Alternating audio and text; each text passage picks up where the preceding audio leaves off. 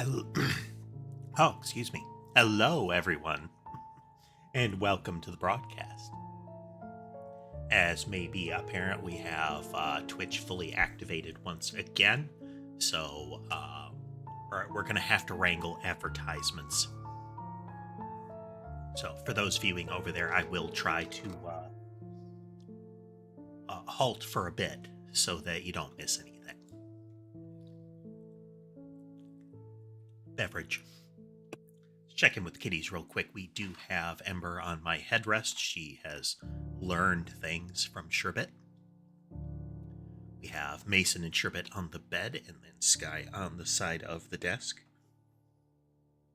I think Sky's had a bit of an upset tummy recently. He's had some litter box incidents and is, I think, done having baths. Or at least being given a bath.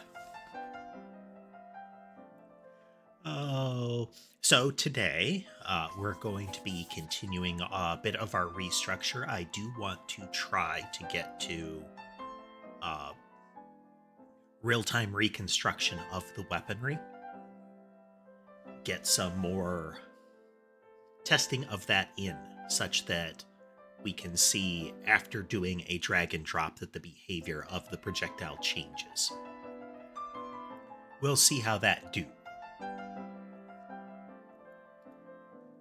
hop on over here. Ember, I know you can smell the food and you can't have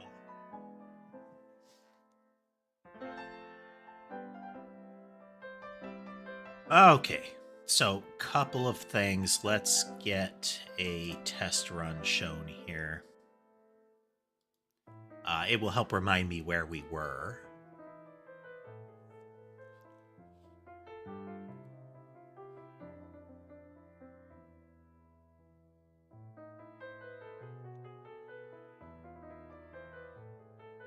Okay, so again, this is set up as a default of the catalog at the moment. So we've got each of these two rows is producing 25 blobs at once. They arc out for 3 seconds, and then they spiral back in a complicated way.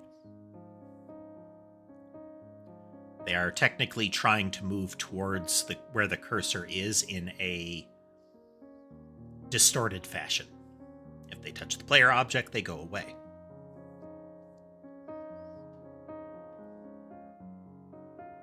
Okay. So all of that is happening because of what is represented in this lower left corner, that little circle with a dot. We can see what that is over here in the catalog.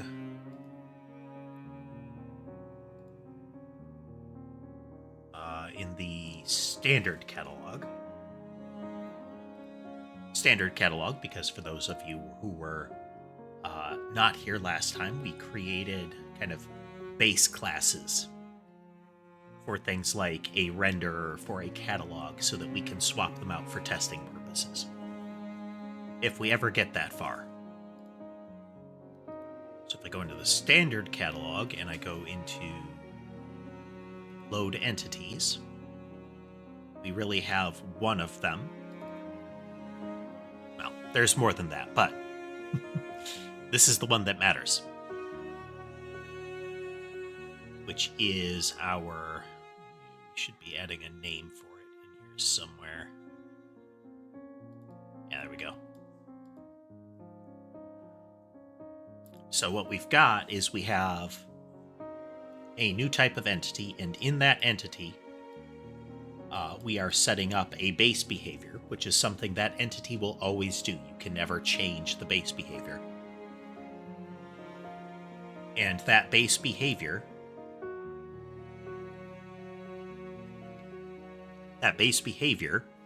is to rotate outward.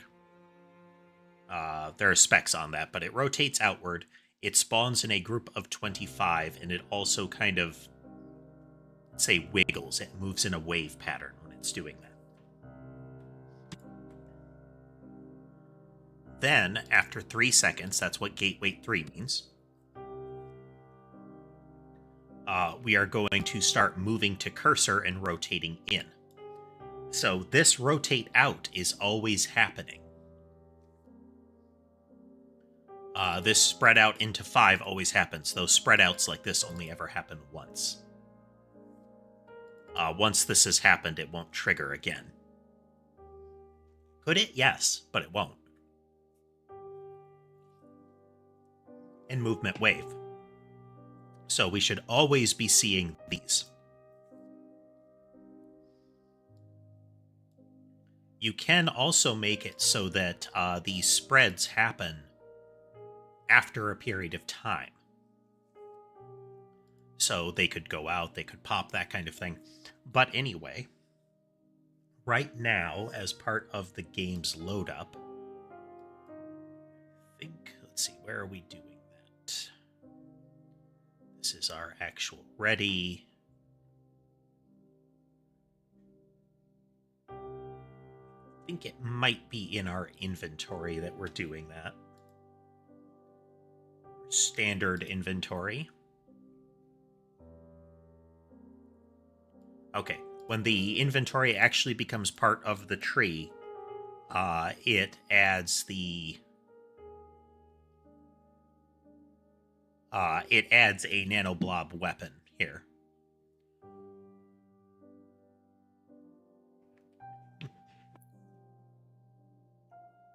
Cold and flu weather throat going on there, you know.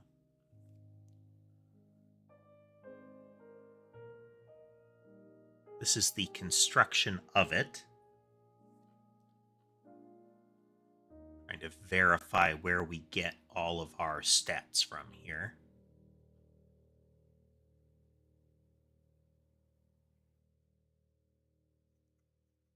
Hey there, Ruffs. Welcome to the broadcast. So what I'm doing right now is reviewing the logic that I've got for populating the inventory initially so that I can wrap up some of that work there. We need to... I need to clean up the service initialization. And then I need to start getting... I want to do some tests of the on-the-fly editing of the weapon so that we can see that working. At the moment, what you can see is just the basic, like, fixed patterns, but I want to get some things that will demonstrate how it changes. There will be some wiggliness in that, but we'll see for in a moment.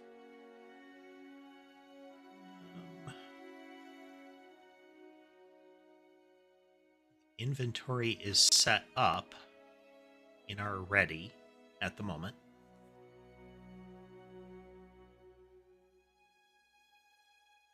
We are clearing it out, then we're adding one nanoblob entity to the list here. So let's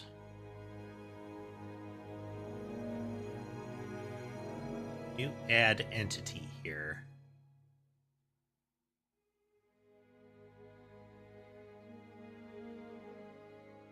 Oh. This isn't right.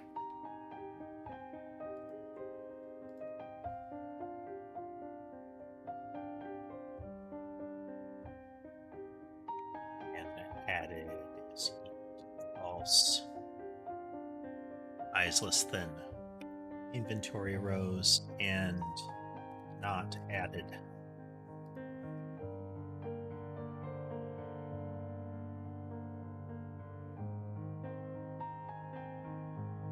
Added.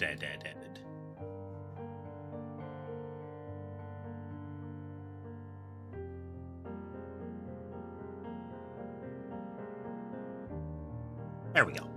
There's only one circle here. I was accidentally adding more than I was intending to. So at startup, it adds one of these. So you can see there's fewer of them going on right now.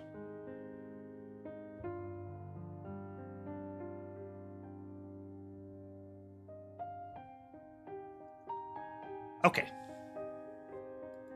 So for quick-ish testing purposes, we've got a bunch of behaviors that we know we can add. We need to add some icons. We need to add... Okay, so we're loading items here.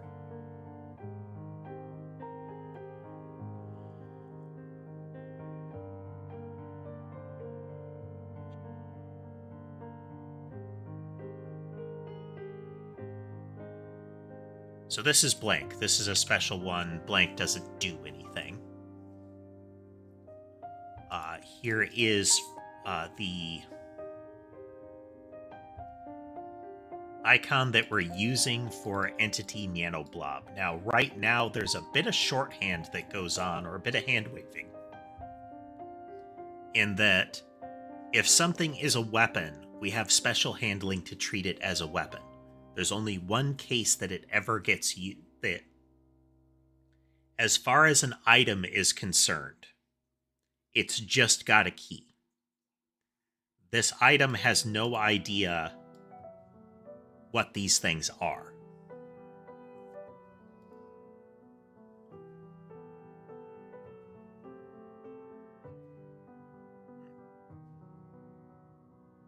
Just check something real quick here.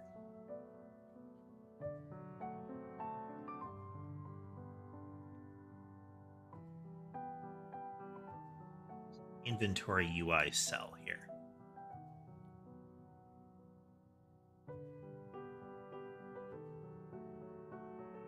Yeah, tooltip. And then we go into the class and we're looking for an inventory UI cell. Okay. I just want to check something. If the tooltip works how I want it to, this will make things easier. There we go. Empty tooltip.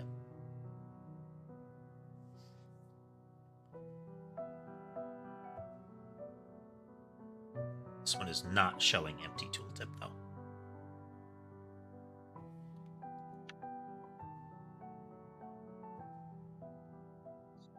Back over to standard catalog. Oh, because it is literally empty tooltip.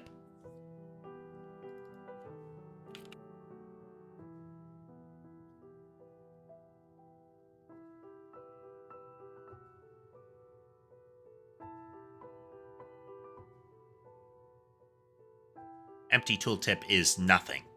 Is why it was doing that. Blob, empty. Okay. That's going to be useful for testing purposes so I can differentiate. I don't have an infinite number of icons. So we're going to go in here. We're going to move up so I can see my catalog here.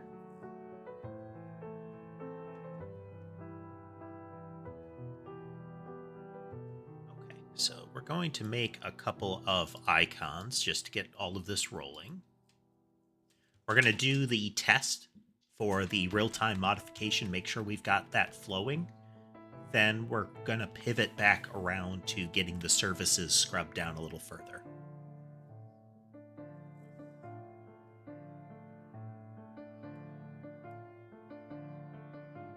Okay, so we're going to look at our catalog constants. We have icon blank, we have icon orbit.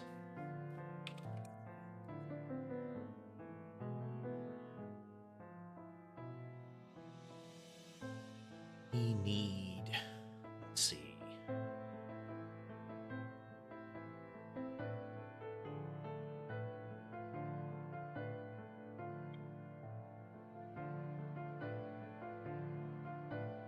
It's called spiral, yeah.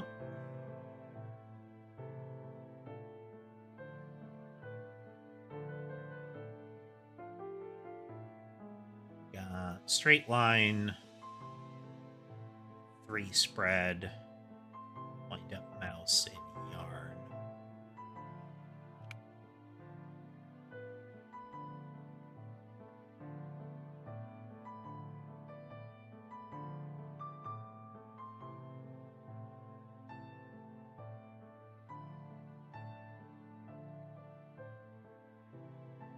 these are case sensitive and they need to be like that.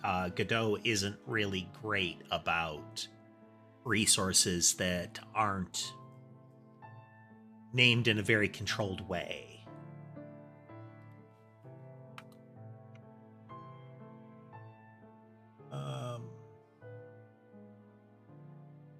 Spread.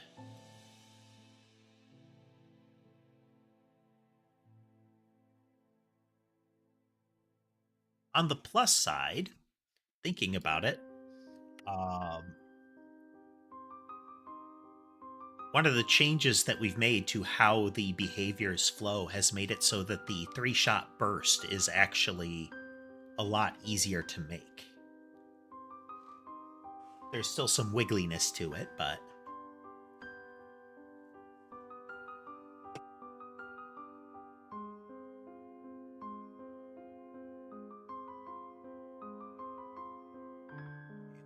spread, then we're going, oh, here's what we're going to do.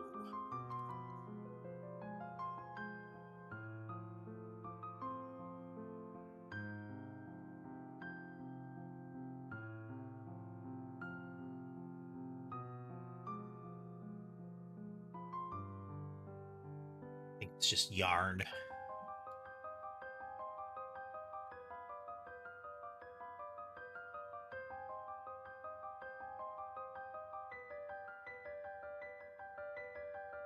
We're going to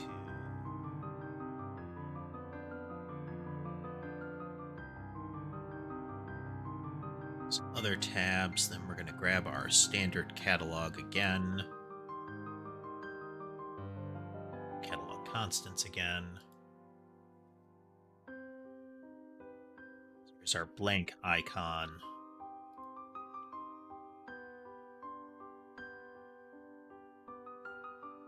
We're going to need 1, 2, 3, 4, 5 more.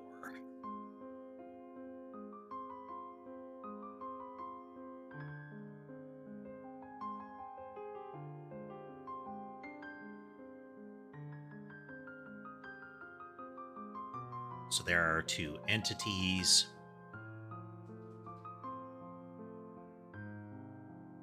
Then our other behaviors here.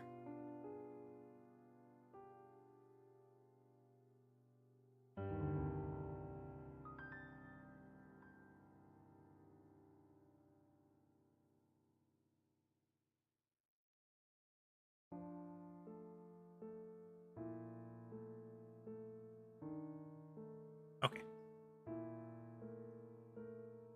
This one will be the icon. Like a mouse.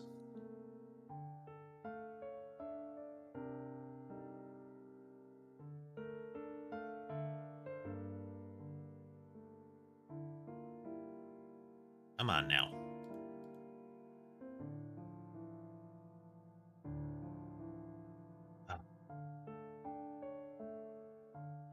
It wants to be helpful, but sometimes the pop-up assistance is so large that it actually obstructs interaction. So we have spiral, straight line, and 3 spread.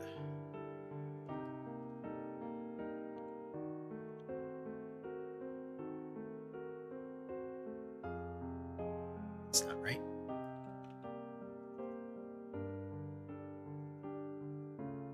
Hello, Ember.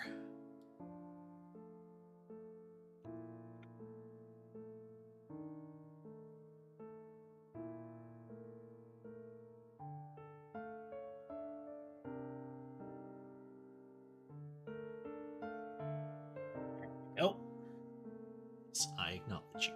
I do.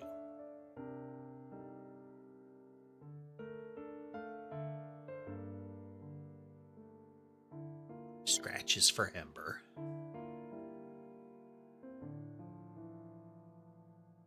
She learned that she can climb up here and get exactly the sort of hug she wants if she climbs up on my shoulder instead of just sitting on my chest.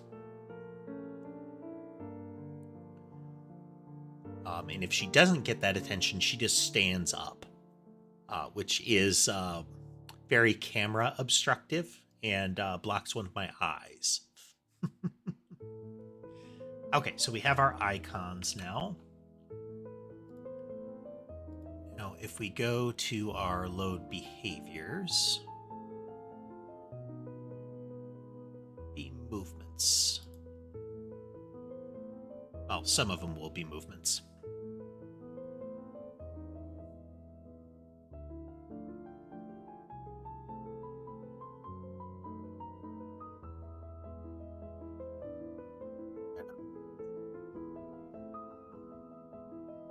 Now,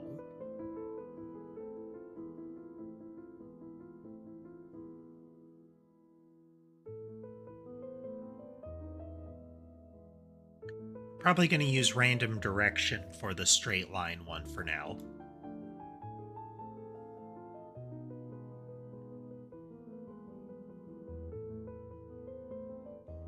And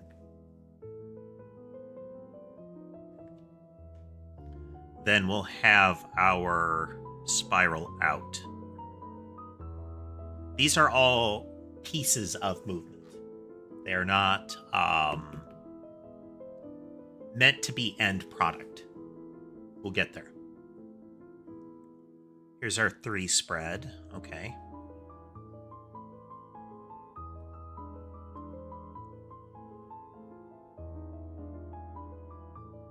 So here's our blob. We're going to do something different here. There's our player.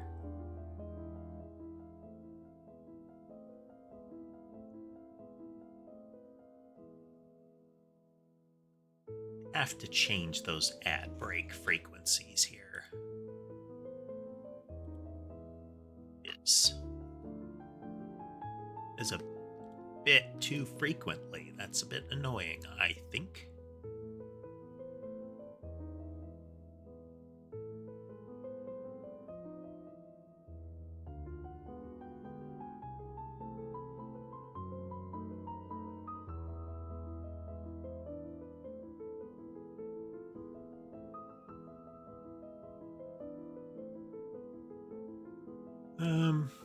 Oh well. I'll figure that out eventually. Sorry, folks.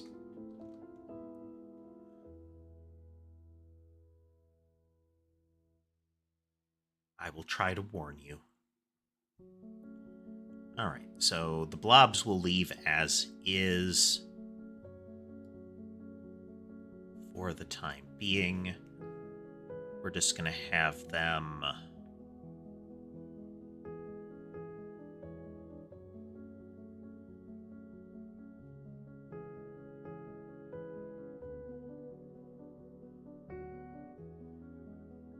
that. We'll keep all of that in place for the blobs at the moment.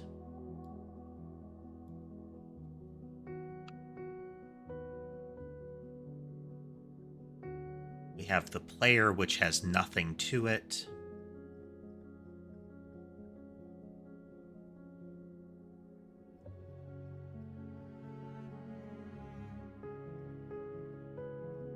Base behaviors and queued behaviors.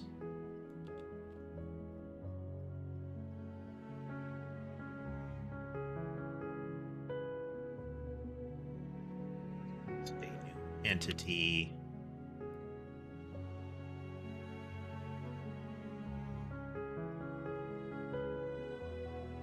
Initialize the entity. Entities have entity managers so they can do things like self-destruct. These are important factors. This is part of what's going to be changed.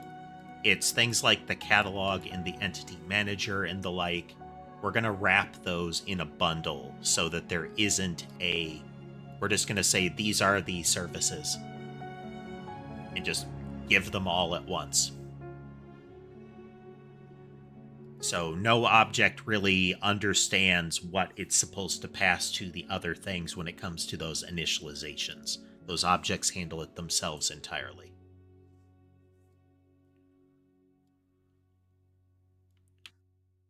Texture key. that. There's our wind up mouse.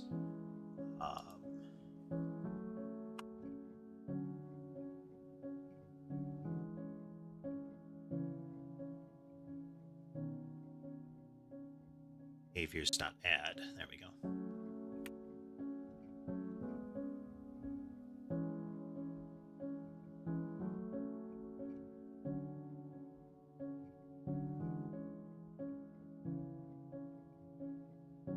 Is get behavior.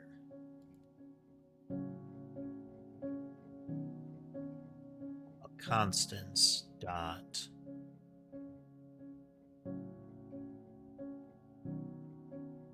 movement random direction.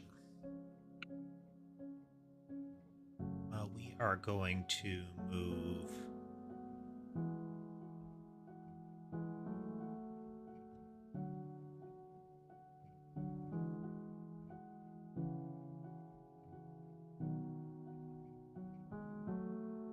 that off of wind up mouse. We will put that here.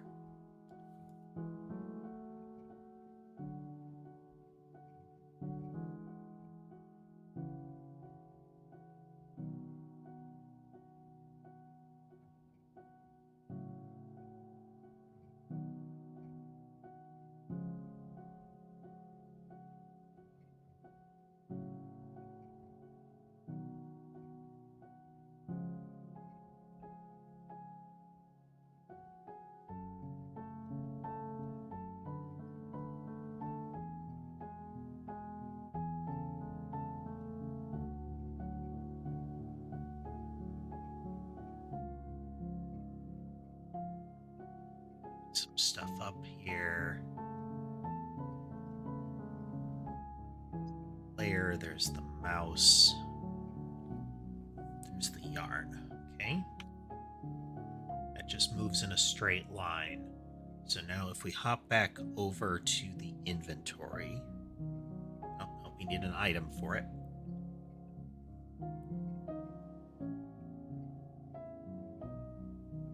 So we also need constants for it.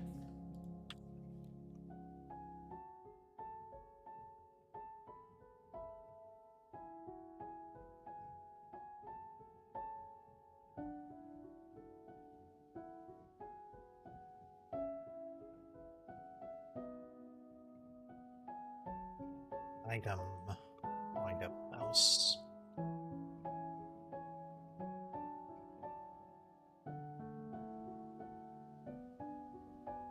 Let's do some typing while the ad break plays.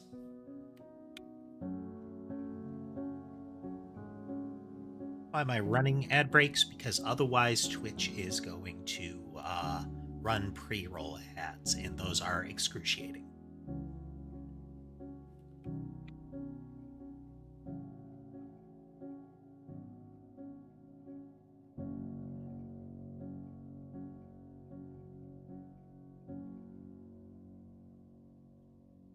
Now we have an item for yarn. We need to go into here.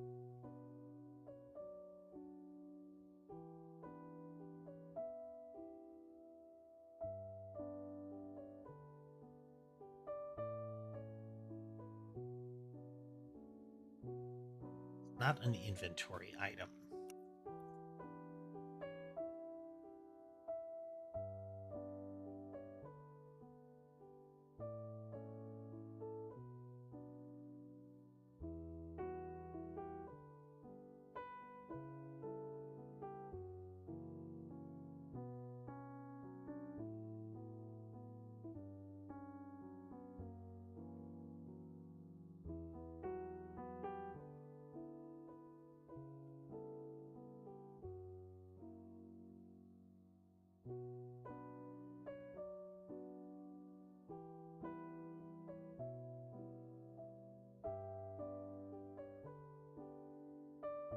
We have yarn.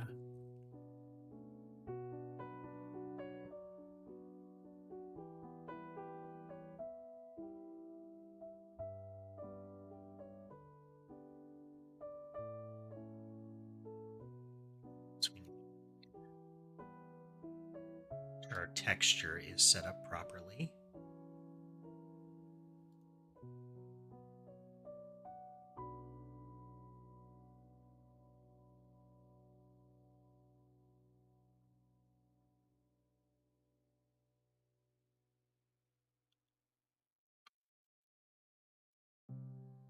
Mouse and yarn are rotate to face textures.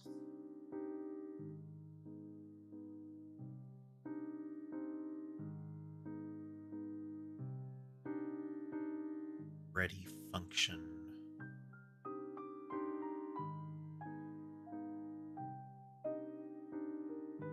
It's inventory UI.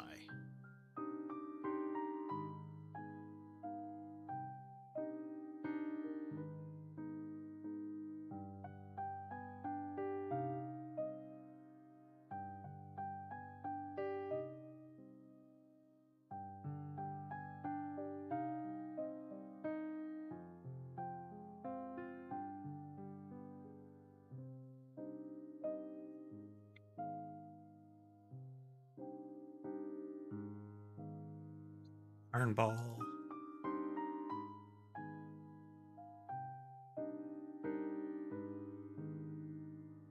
Okay, it is not being added.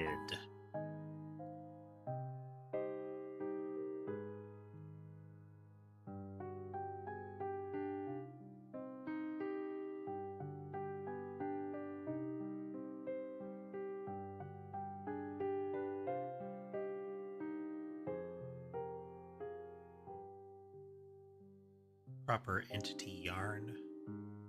Do.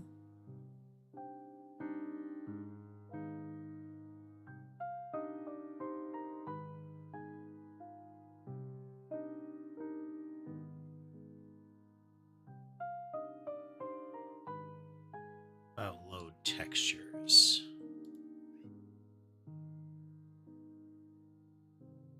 Texture yarn. Icons.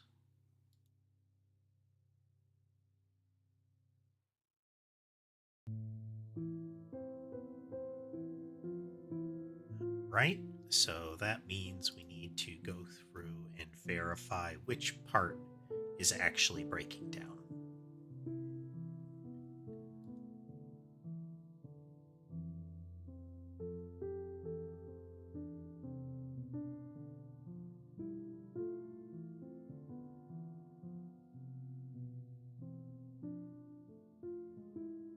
This is where we create the yarn one for that. This is where we create the inventory item yarn one.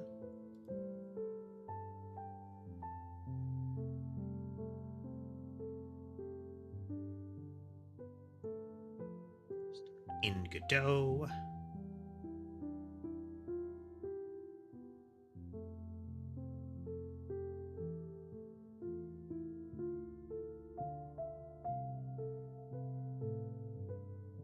This is where we're creating the yarn object in the dictionary.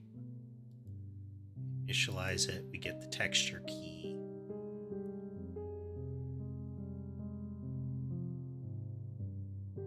Oh, that's part of it.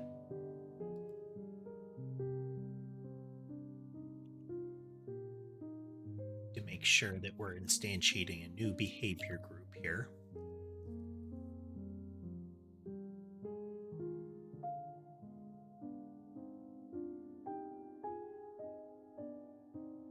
Behavior group, initialize it. We add a behavior.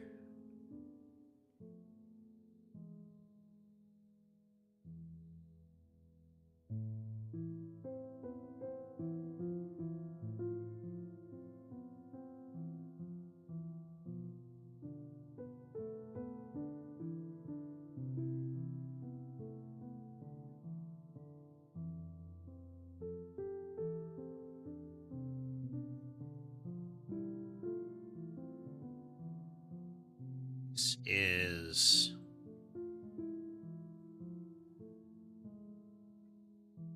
okay. Do we not have move straight line?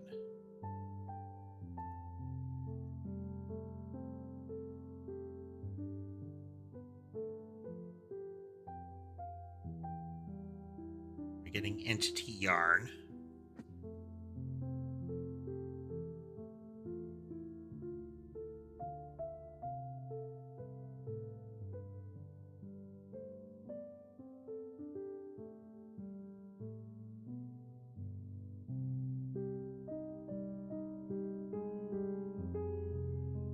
4 entities at this point.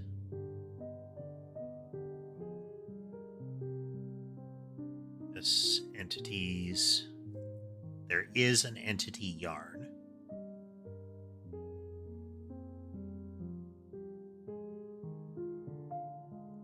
Okay.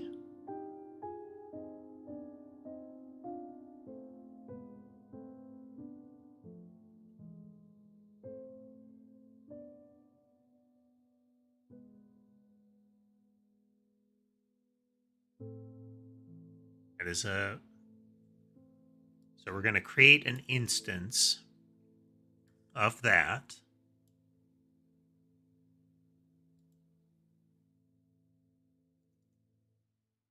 Now we're copying it. Base behavior is null, though. That's where we're breaking down. So let's again look at our load entity here.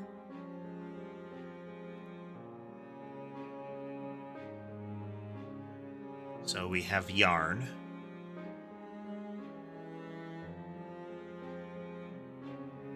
Well, that's part of the problem. Oop. You have to set a base behavior.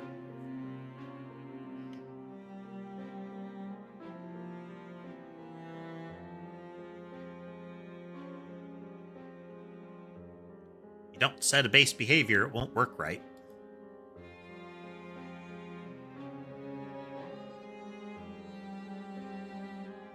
There's our yarn. Generating errors like crazy.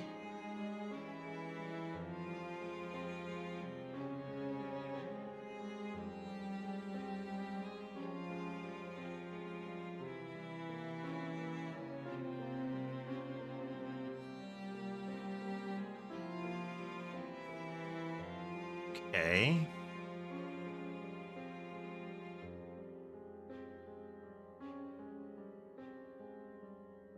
So this implies that these projectile objects are not being loaded up properly for collision.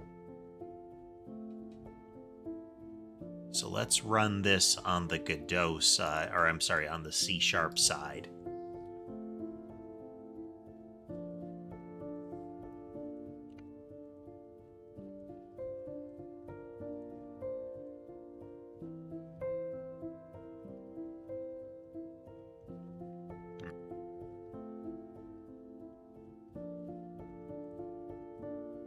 Because these are not fatal exceptions. Godot lets you get away with a lot more than it probably should during runtime. Because we are generating these keys not found constantly. Okay. What are we missing? For those curious, what we are doing is trying to get a more discrete or a more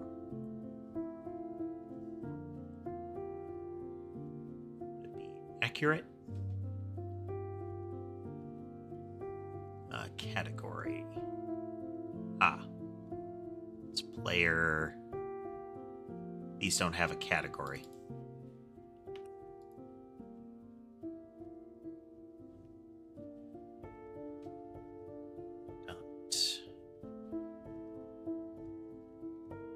Bullet.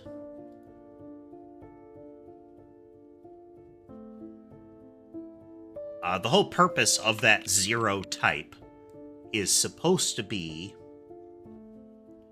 to get an exception, and I may have to put additional handlers in there to make sure that's working properly. I want to throw an exception if that's not working. Okay, we can see the yarn balls being emitted. They emit in the lower right corner.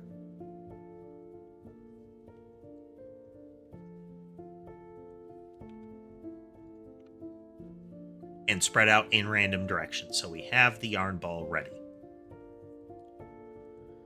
Now what we want to do is in our standard inventory where we're prepping it up, we're adding entities. add behavior. Log constant. Okay, we need new items for the behaviors.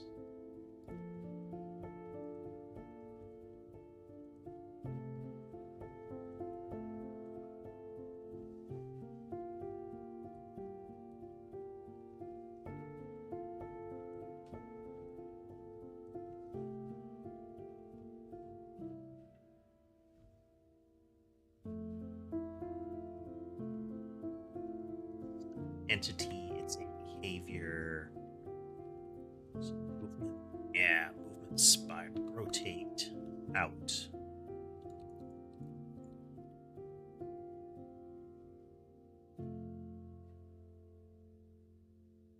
Item.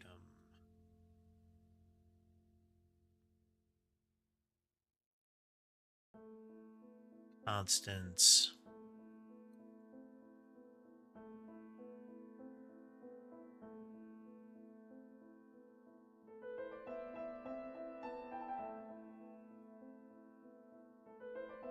Might make new versions of these.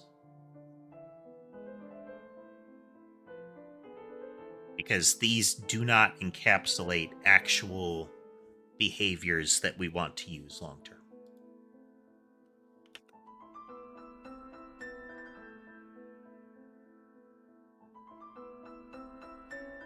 So that's to load a behavior. This is to load a weapon.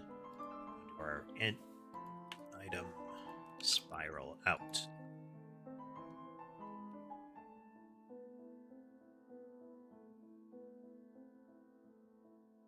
Okay, we can see the glitch there. Have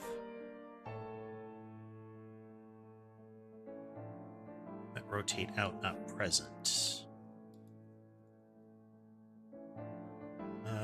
Should be.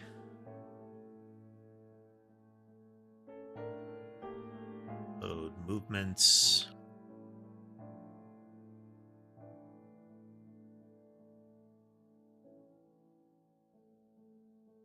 Rotate out.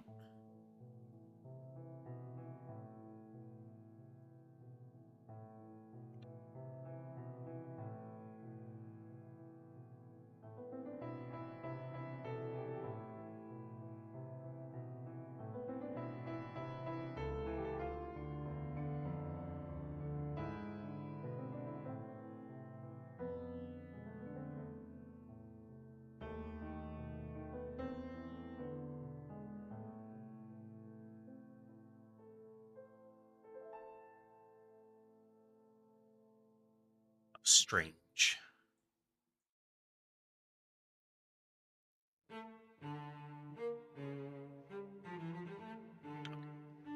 They are invalid.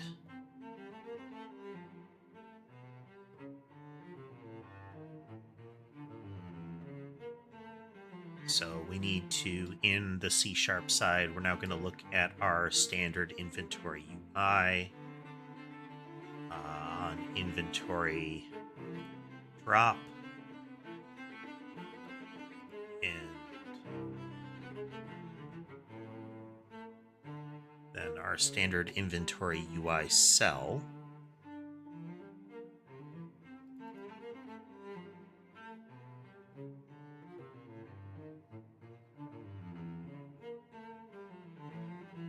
Contents change.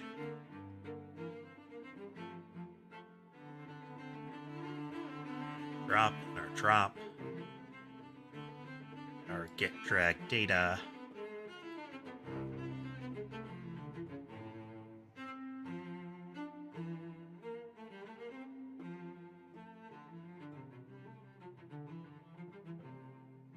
To at position.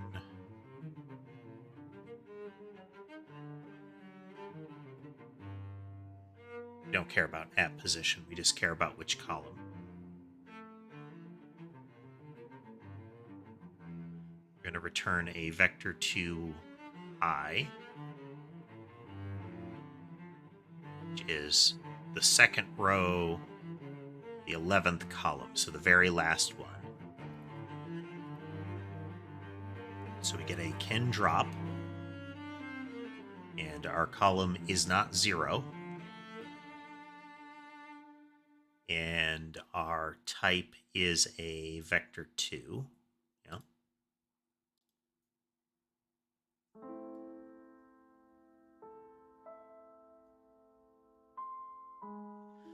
So our drop data. Okay, let's go up to our standard inventory where we get our event here.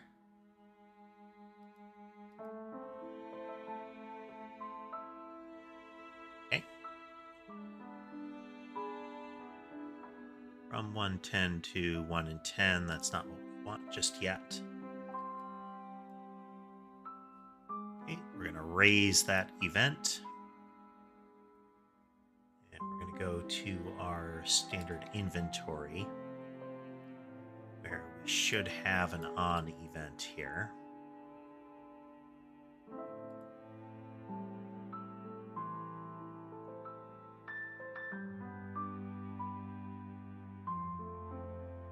Check if it's valid.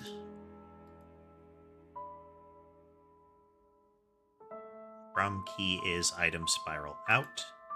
The to key is item empty. So we're going to swap here.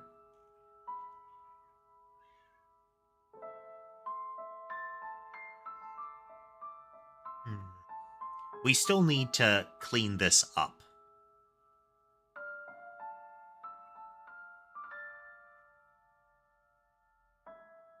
Because inventory change is not what we want to trigger every time.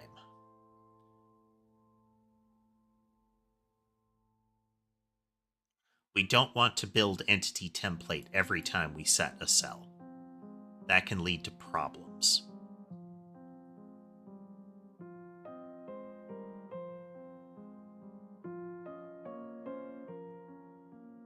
Oh.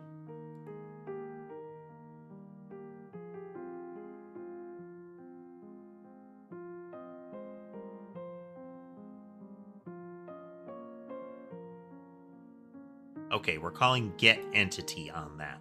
That's not right.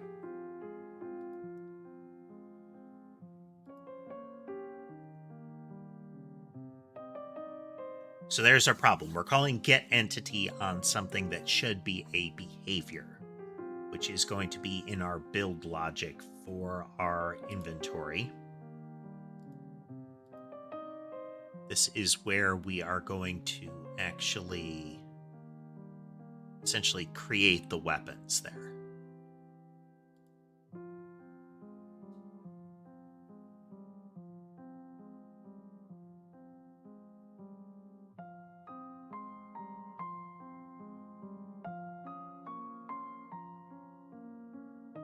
All right, yeah, here we go.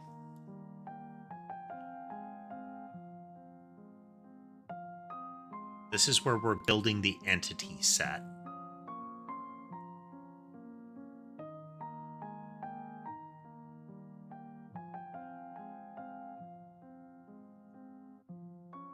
So we get the first one for a given row. We're populating from the entity.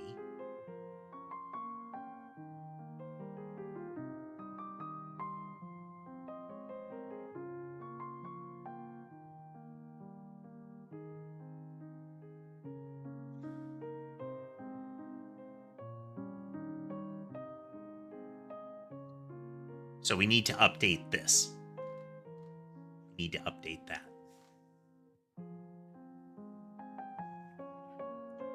Very cold food at this point.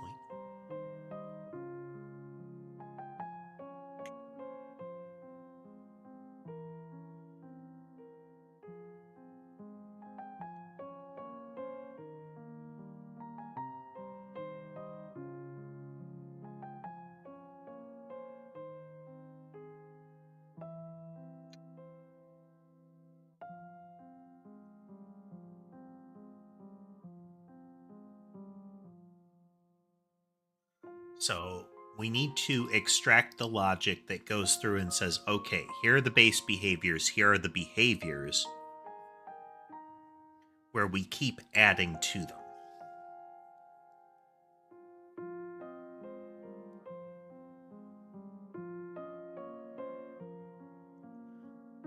I think if we completely separate out...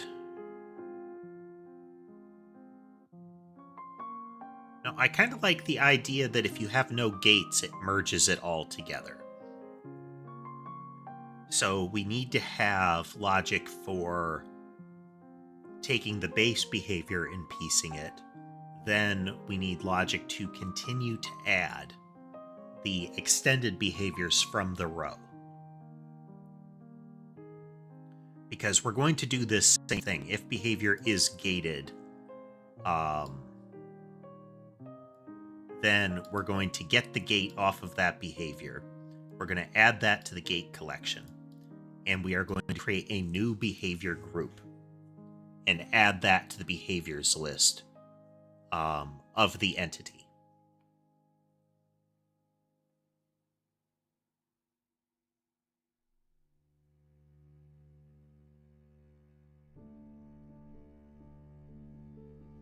With its base behavior being the initial one.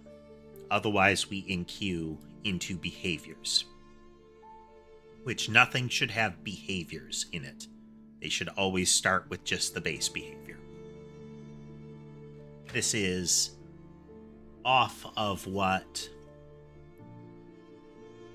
we're doing in the current catalog, but that's okay. That's okay. That's all testing code anyway.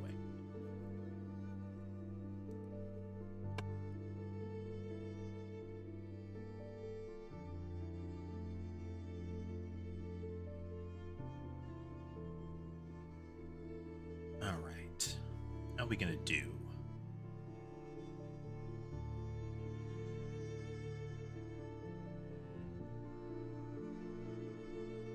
We could have it call and return into a function where it returns the behavior we're currently dealing with.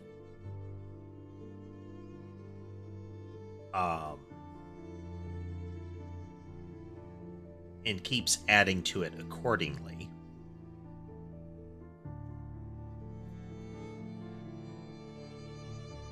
Because this is the only special case where new behavior is set to the base behavior.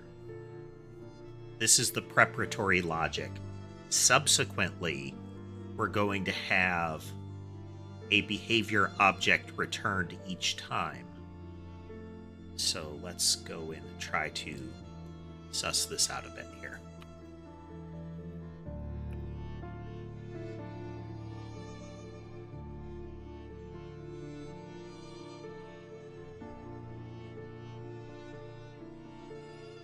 We create a new behavior group.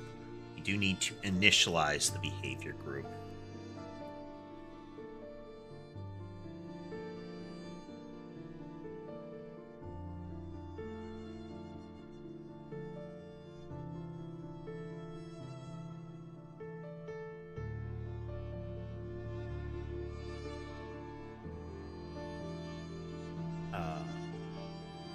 Catalog.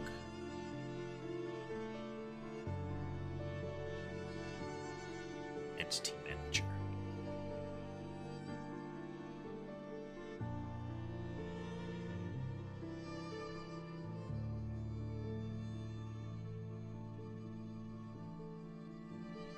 So we're adding its base behavior here.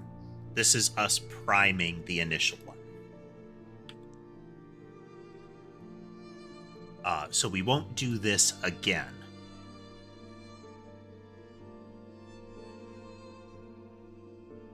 We could technically piece it out,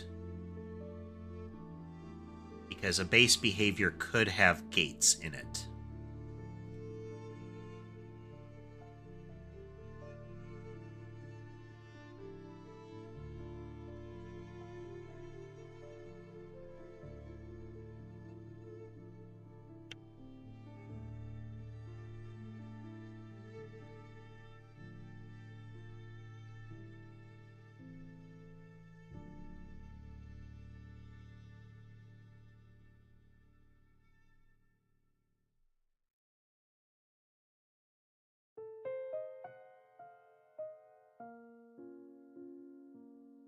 all behaviors that come into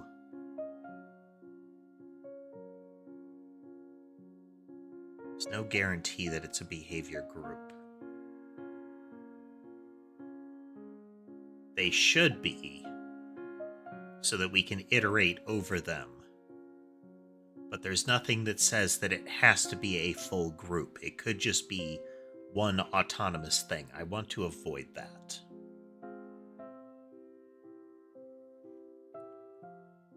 But right here, it's a queue of behaviors.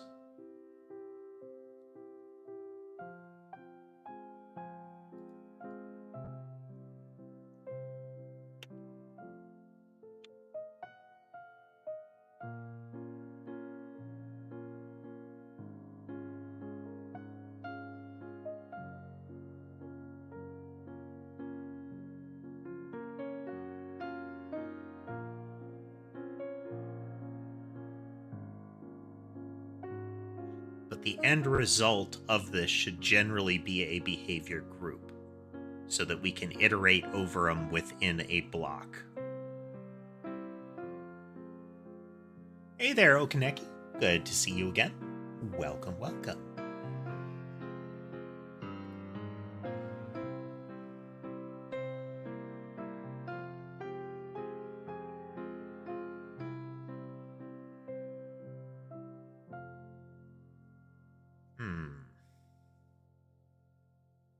Because we need to be able to add to the entities.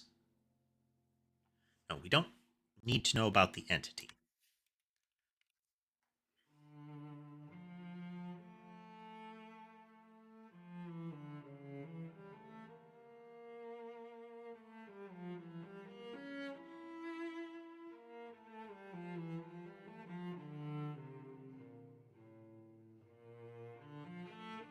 But we're always going to create behavior groups. And we're going to receive a behavior in. We'll have a behavior group.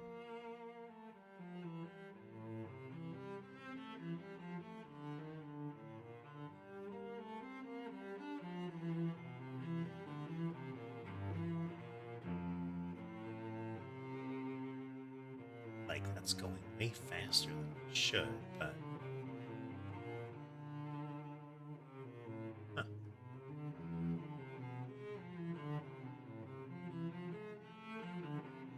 Yeah, I'm going to have to wrangle those ad breaks somehow here.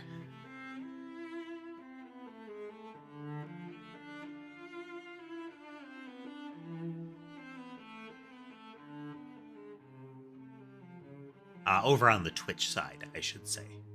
Right now, it's doing like a minute every half hour or something like that, which is not great. Might just do the pre-roll dodging, but we'll see.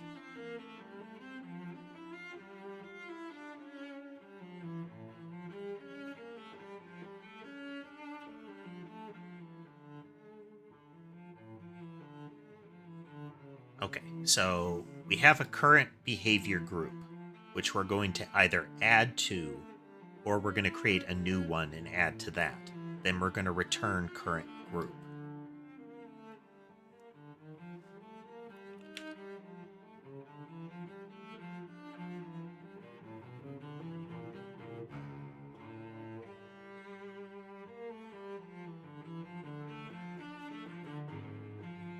And I'm going to say return groups.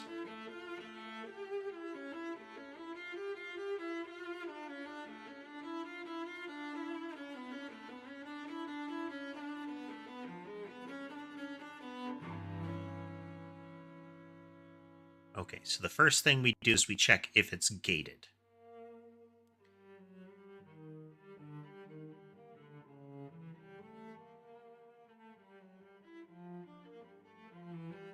And that's it. This is all we're going to do here.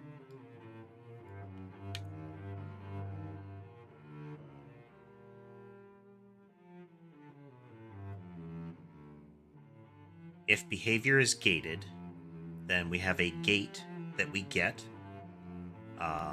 We need a gates collection here.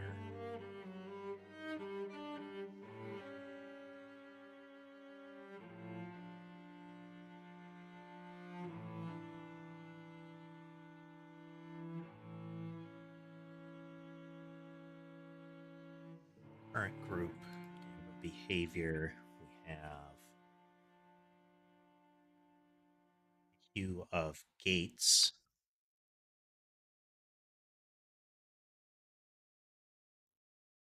And we have behaviors. Okay.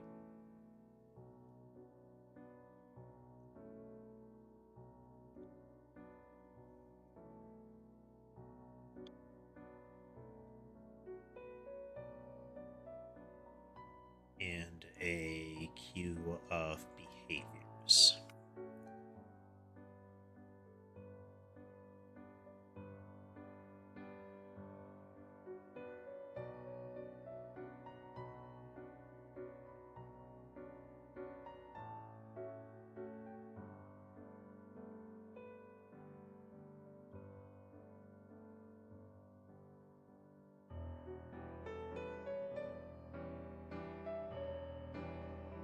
Initialize, it's going to have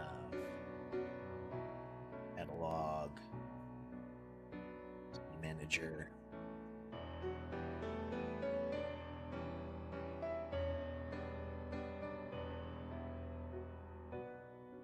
Copy that behavior.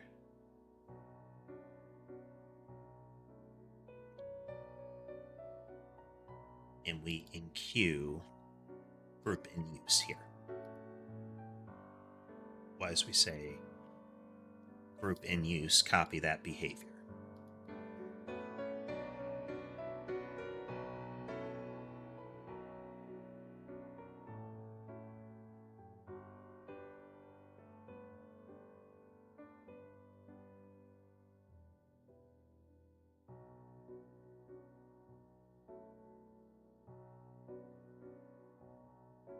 Get the gate.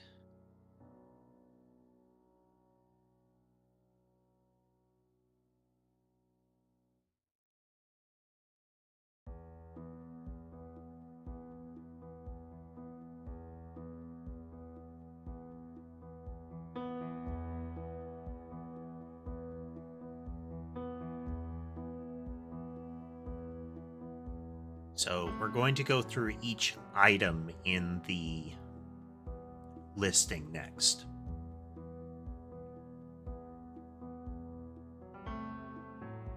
Well, we can go through the behaviors in the entity first. There's nothing that stops us from having a subsequent set in the behaviors of the entity. And we only deal with the top level gate.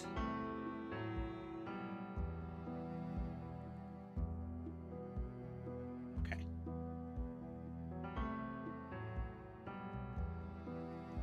So next we're going through for each behavior in the entity's behavior. So we're going to say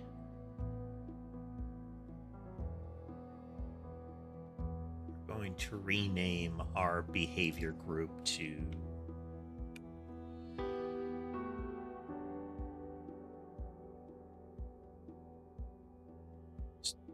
group in use.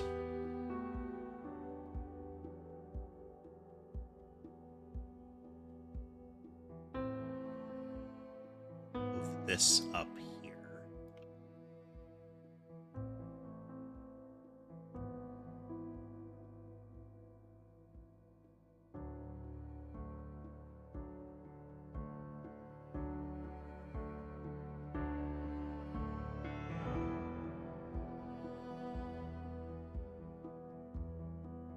So this is where we prep it.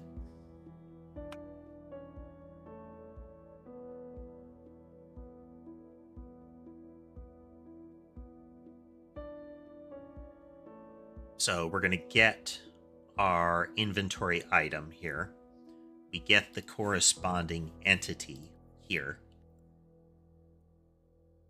We're priming the queues here. Just going to swap this order, being consistent. We prep the first group. The first group is special because we are going to use the entity's base behavior here.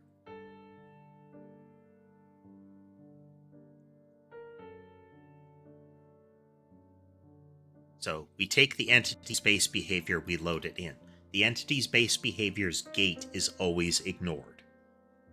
This is the special case.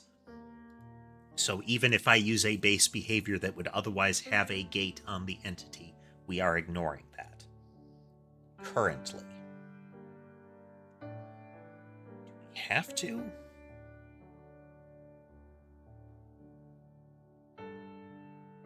We don't have to.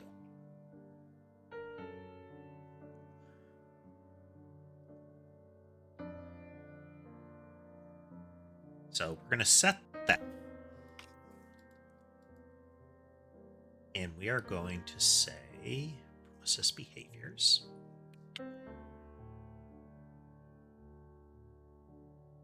And say group in use. Gates, comma, behaviors, comma,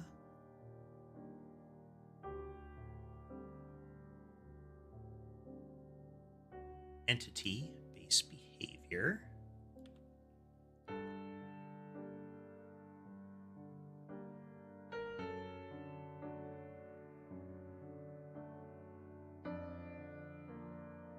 If the base behavior is gated, we are going to swap groups immediately. Create a copy of it and pass it in. Okay. Then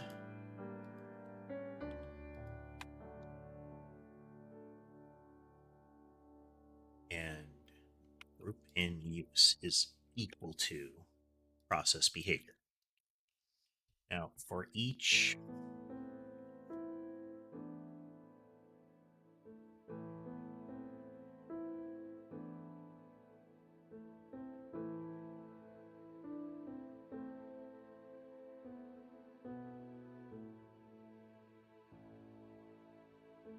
now we're going to go through the entire row, or the rest of the row. So this is actually 4. J is equal to 0. Sorry, J is equal to 1. J is less than inventory columns. J++. All right, here's for each subsequent cell.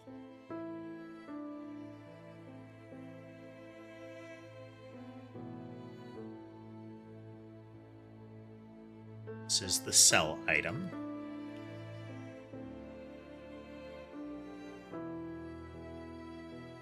And item key is equal to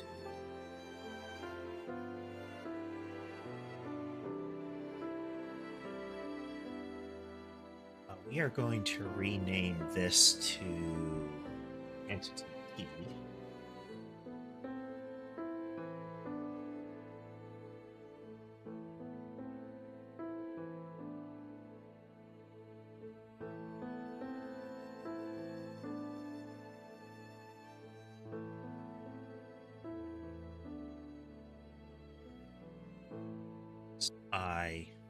J.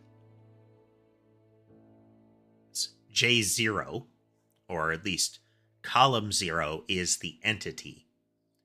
We're still on row I. So we're getting the behavior key here. So behavior.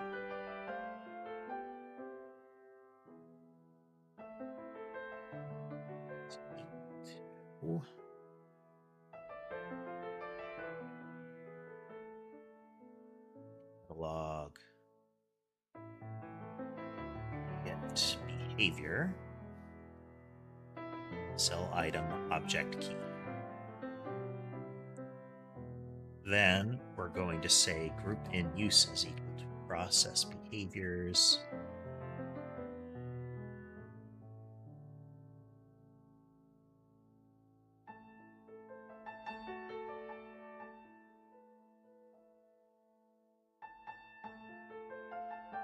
Pass in the current group in use and the corresponding objects.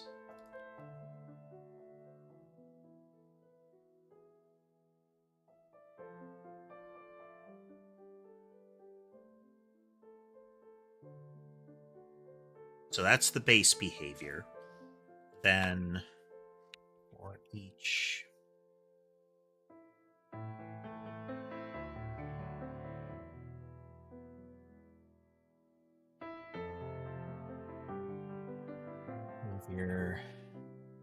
behavior in entity dot behaviors.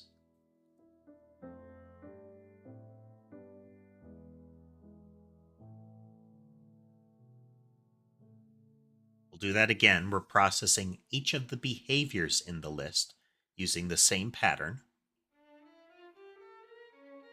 Then we go through the columns and we're extracting those.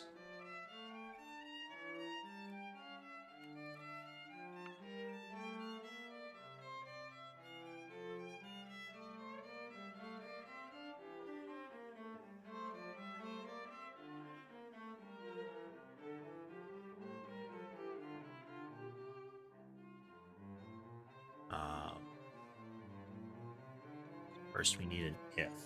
If behavior key is not equal to catalog constants dot item empty.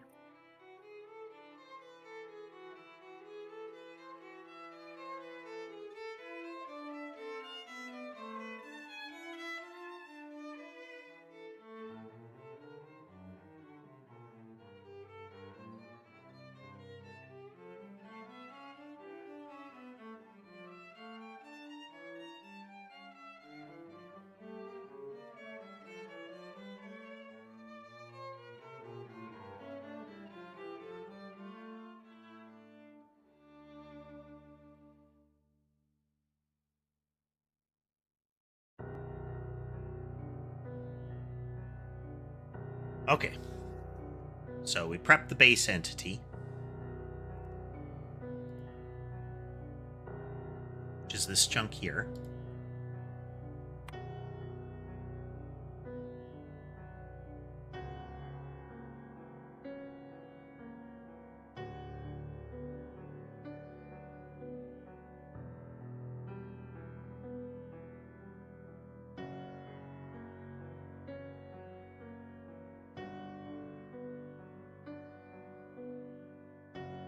So this is a special case. So if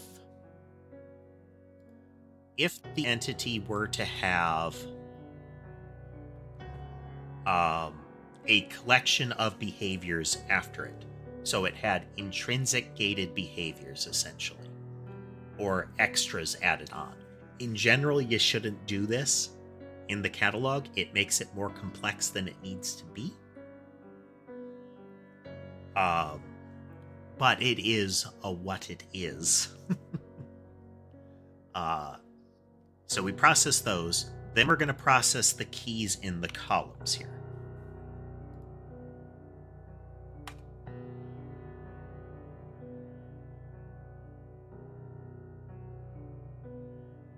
That's not right.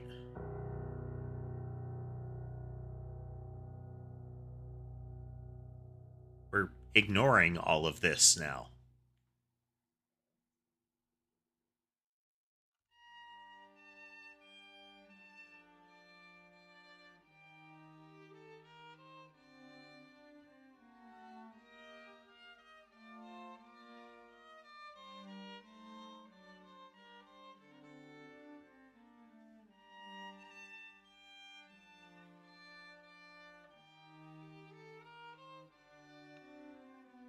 Want that. Yeah. Okay. Build. Run. Explode. Okay.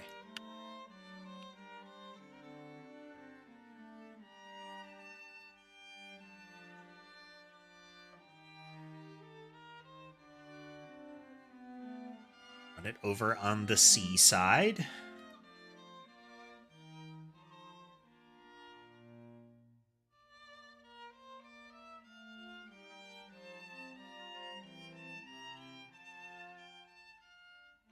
I'm going to run through this.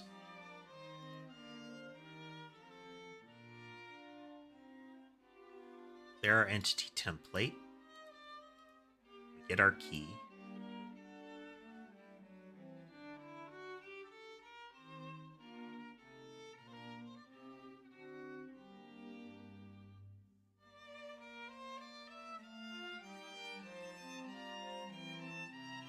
A reload.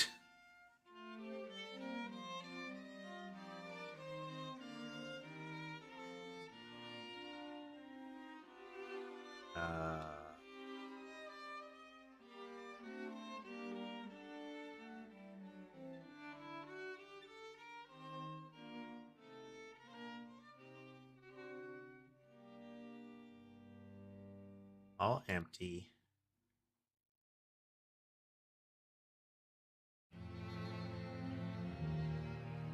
All empty.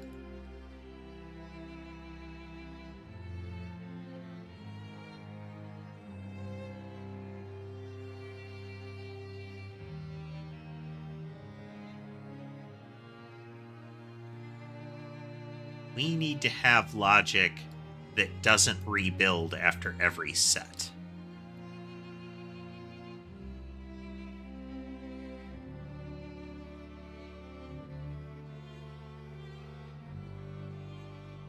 Okay, let's clean that up.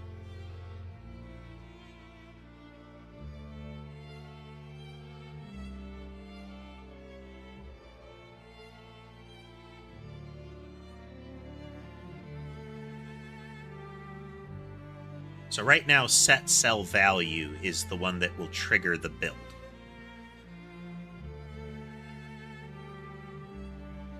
And we're not going to do that. Instead, it's going to be on a valid drop. We build the templates.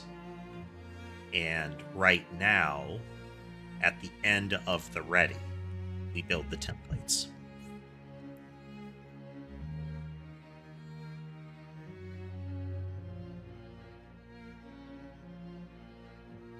That's not right, but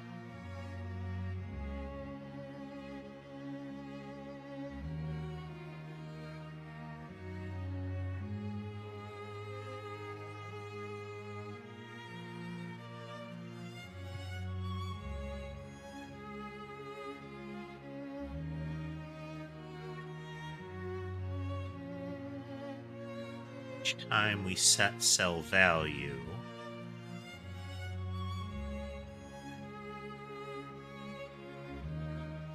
we are triggering an item change here.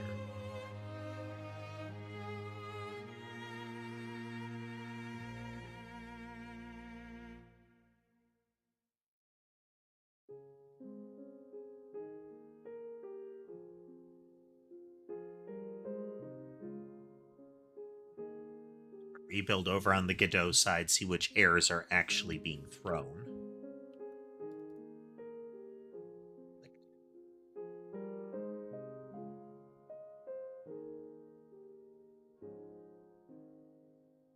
Calling get gate, and we're not getting a gate.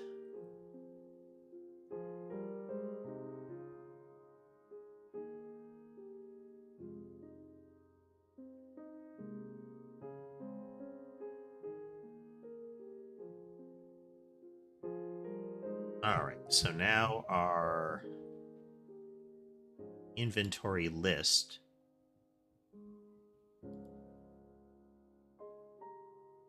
should not have that many spiral outs, is the thing.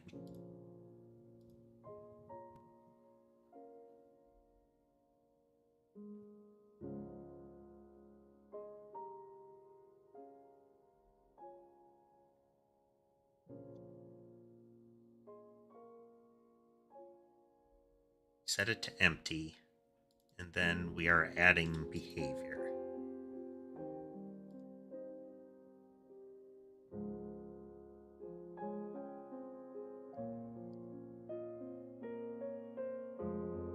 List. They're all empty. Then we call add entity, and the first one gets set to yarn. We call add behavior. All of them are spiral out. Okay. Which means the problem is in set behavior. Hello, Brantley. Welcome to the broadcast. We are in the process. Here we go. Didn't I fix that? Okay, I didn't fix that for both of them. Oh.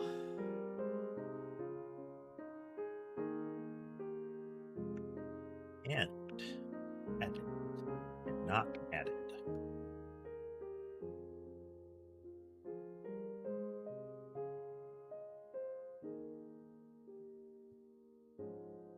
Added is true.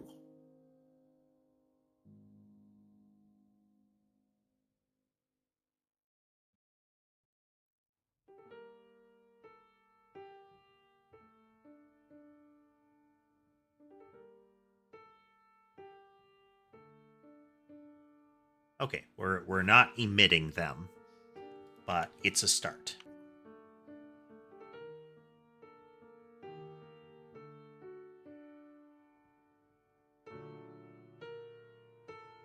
So that's the UI. Now we want to build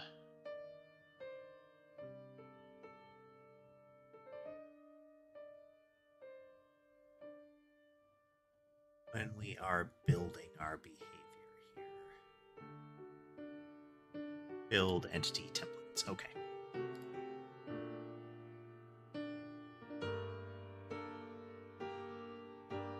We step over that.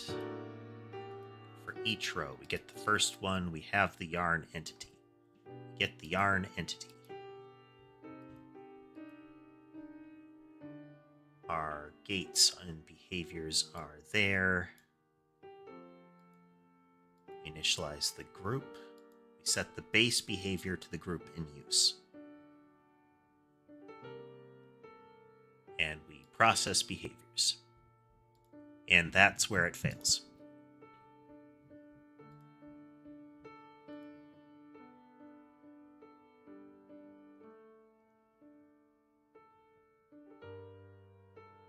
We're getting there.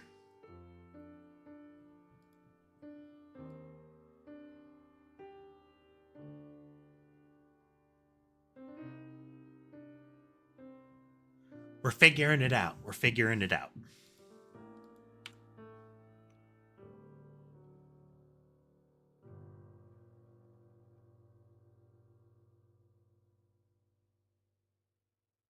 It's odd that it didn't even get there.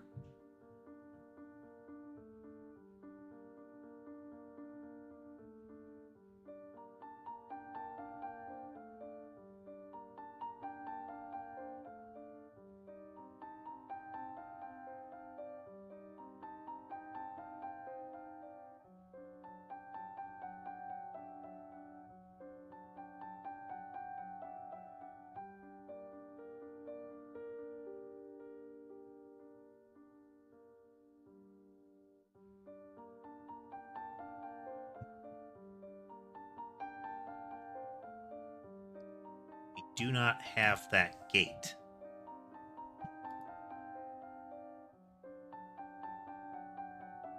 That's strange.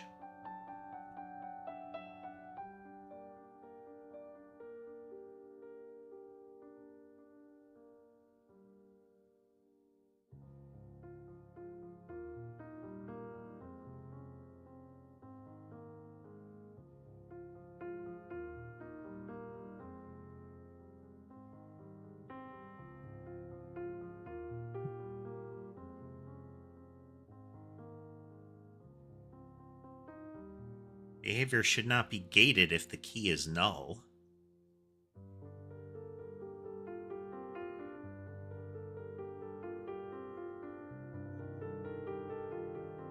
Okay.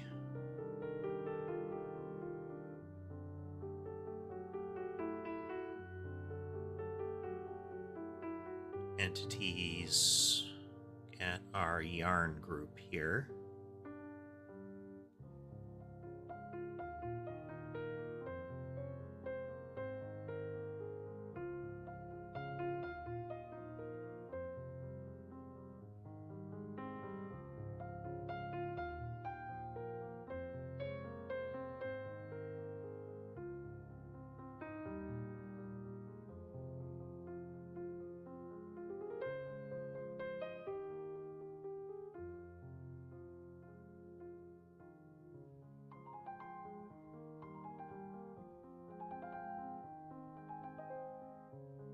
Okay, we'll default it.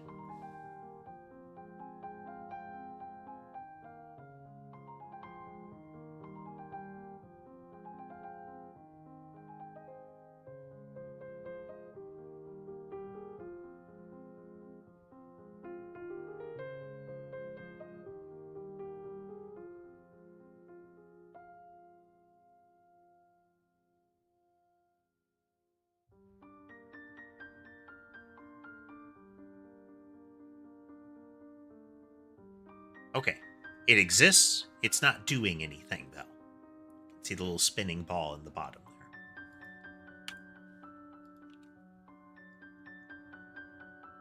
This is good. Well, no, it's not good, but still. It means we're not crashing. It means we're not crashing.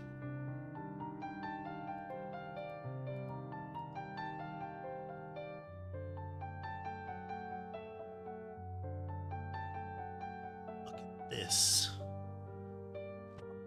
minute and a half of ads is running.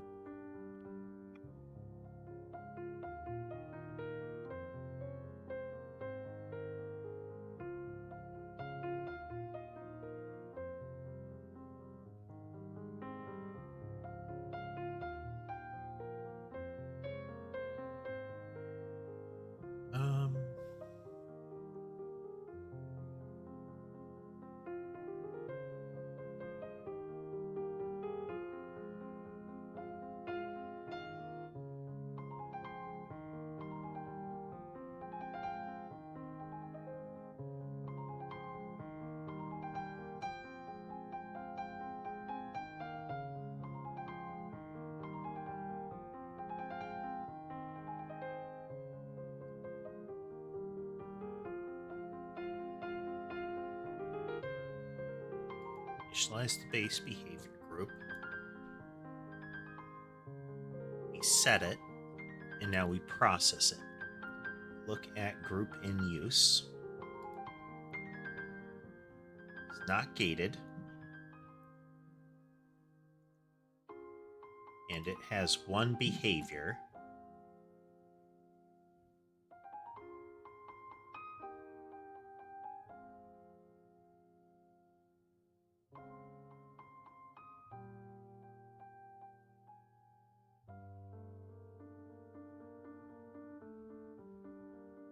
Entity has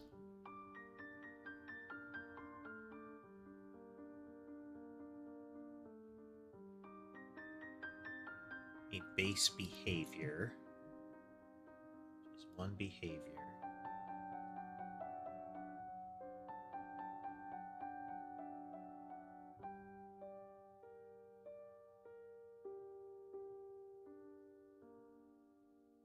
Is empty.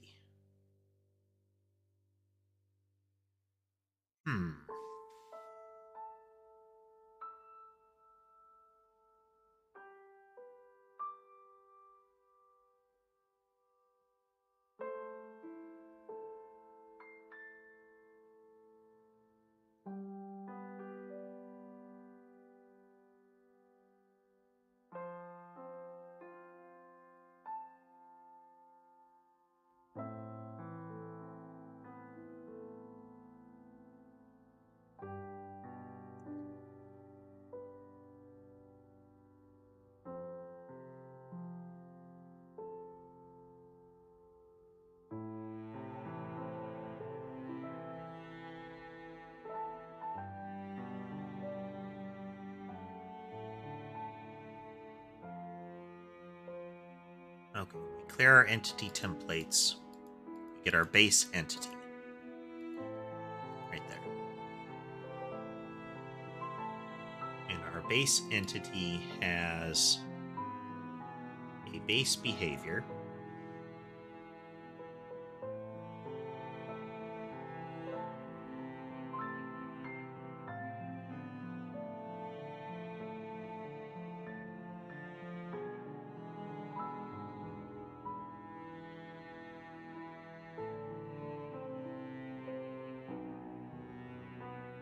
Which has a move straight line on it. Okay.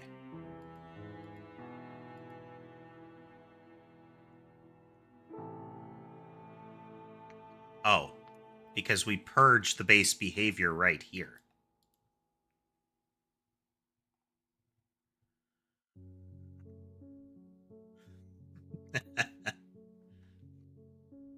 Oops. We get rid of it. We've overridden it with nothing.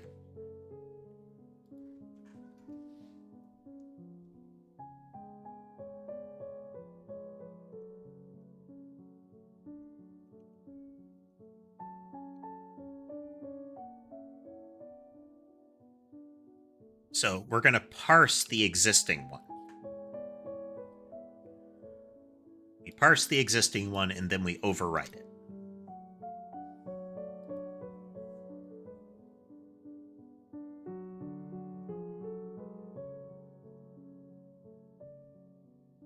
Okay, now they're spreading out. Now I add move spiral out to them. We can see that they're now moving in this arc. Now I take move spiral off of it, and they start moving back how they were.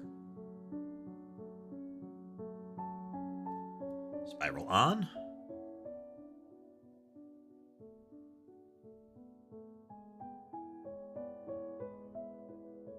Very nice.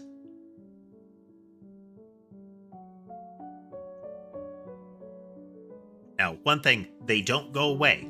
Bullets don't collide with the player.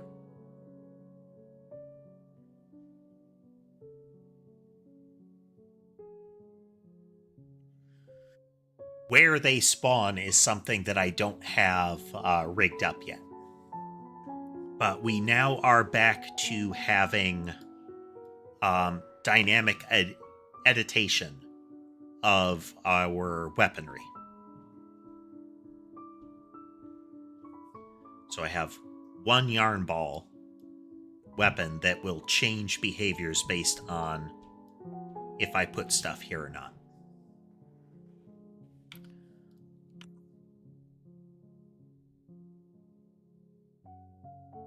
Okay.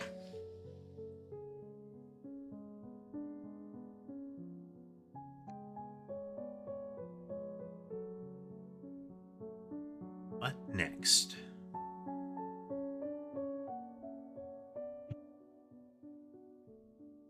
Well, next we're going to have a short break. Be right back. We'll prime some of the Twitch ads here.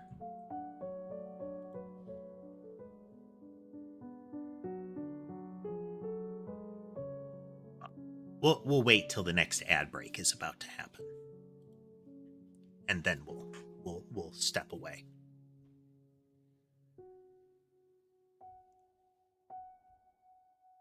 Let's see.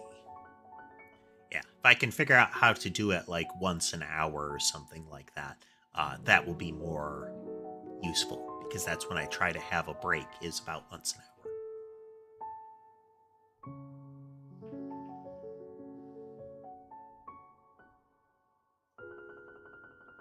All right, let's look at our standard catalog here. We create a yarn, and currently our base behavior is move random direction. If instead of our base behavior being move random direction, we add an item for move random direction,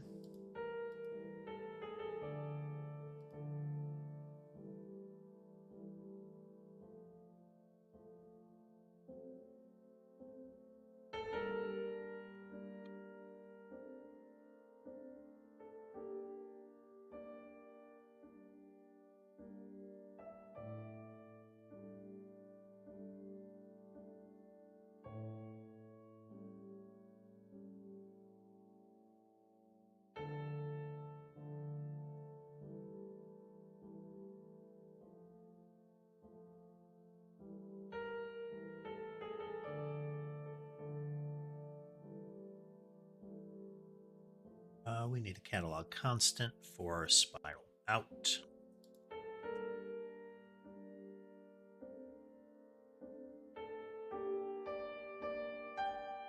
Line.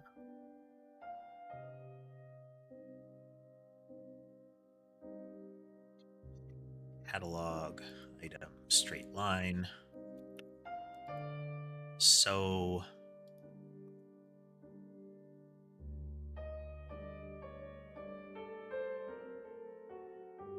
just so. Let's clean some of this up for legibility.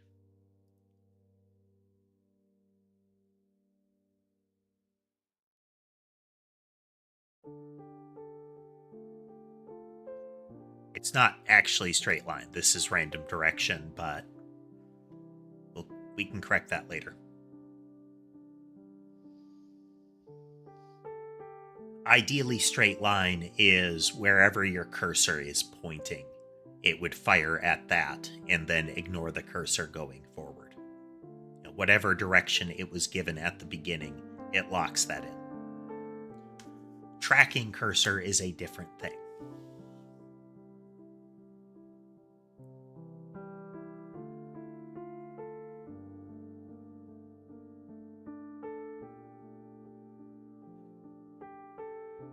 Okay, so we have straight line.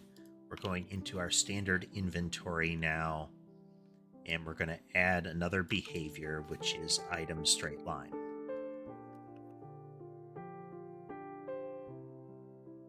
And we look at our catalog again, where we're loading entities.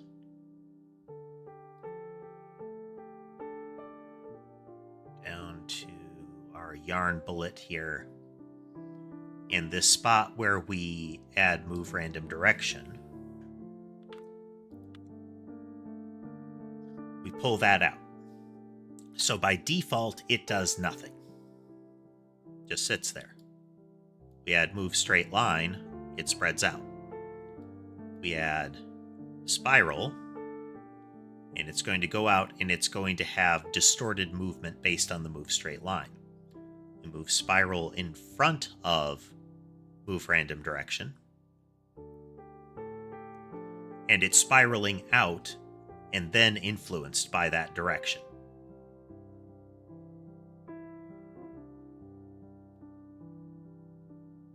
So we get different patterns accordingly. I'll have to check how that's operating, because for it to be so consistent is strange. Oh, I think random direction might actually be accepting that going forward. So whatever direction the spiral is in, it says, yeah, sure, we'll go that way.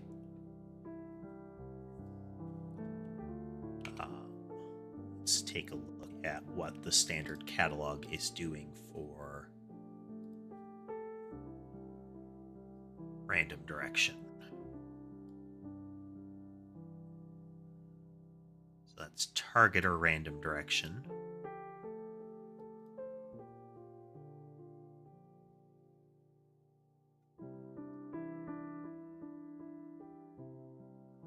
It is target direction with no direction given. So we'll stop this, and we're gonna go to targeting, target direction.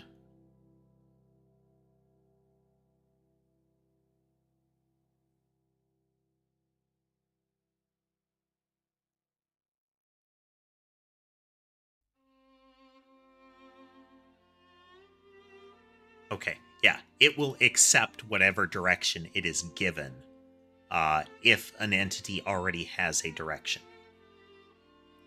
So spiral and then move random direction. Move random direction just says, sure, I'll keep going that way. We could change this such that it doesn't care what you've given it. So we could do that.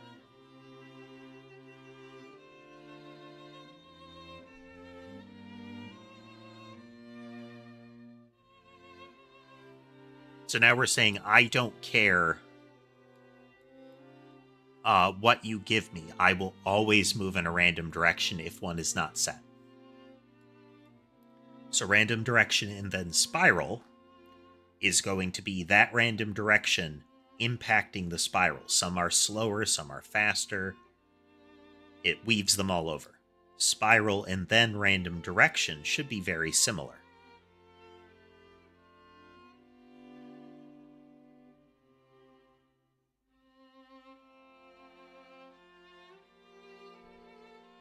Should give these a lifespan so we can really see what's going on. Do those even have a lifespan concept to them?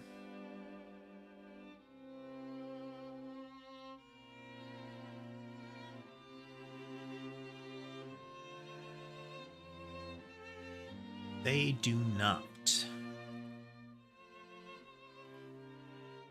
I'll have to come up with a good way to test this fully. So here's spiraling out. No random direction influence.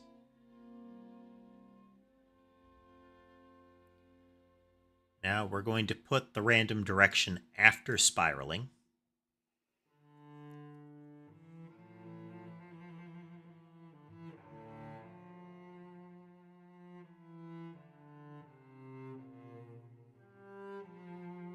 Very similar. Now we're going to spiral after random direction.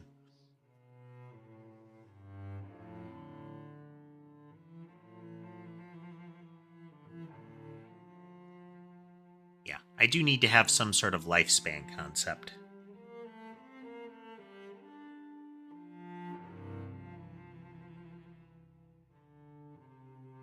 So there's a little bit more influence on direction here. Let's look at our spiral.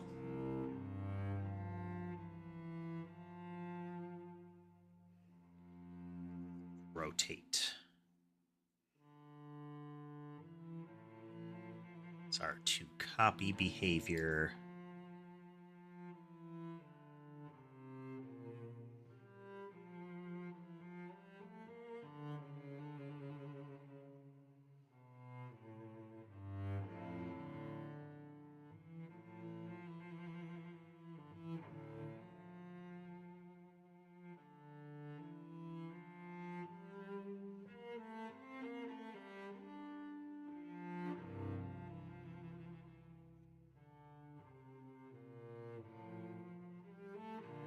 The direction doesn't matter in this case as far as the targeter is concerned.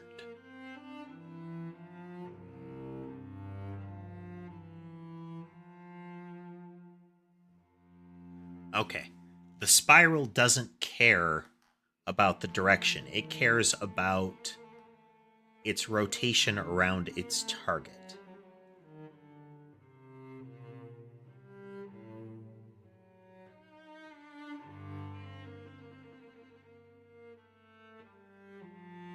So since it doesn't have an entity to target, its position is wherever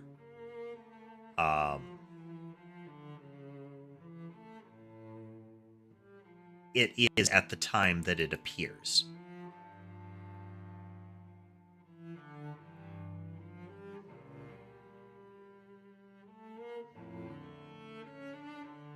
And if it's already set, if the current entity's proposed motion is different at the time, it will adjust its center.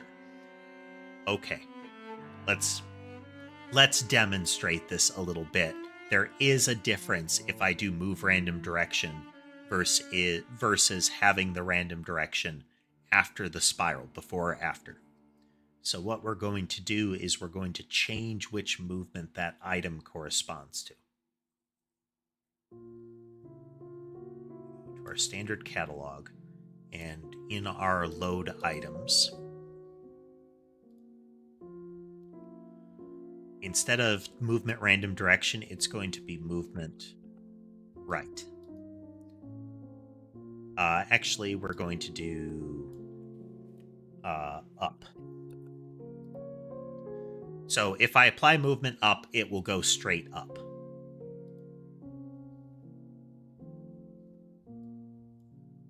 So they're moving up.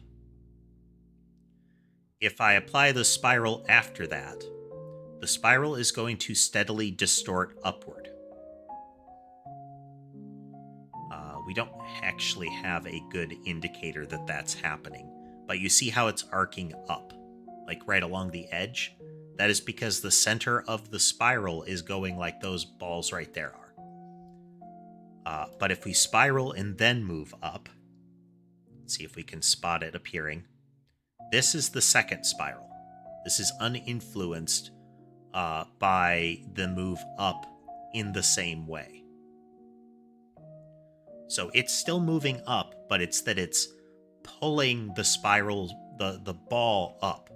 So the spiral is arcing up further than it normally would, but it's still trying to spiral around this spot. So it will come back down, but it will be, again, it's distorted.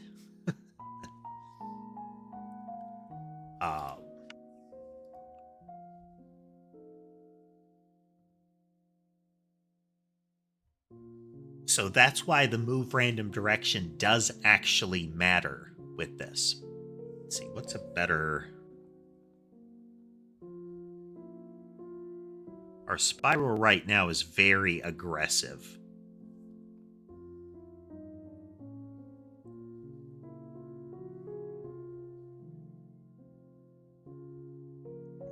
This is... rotate in. Let's cut these down a little bit.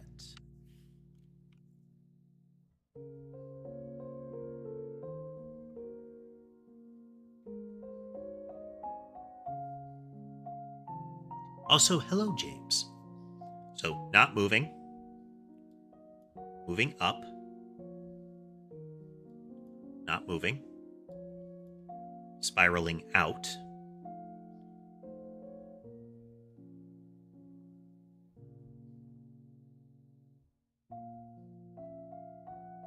See the ball here. It's not moving terribly fast, so it's going to look like that black line here.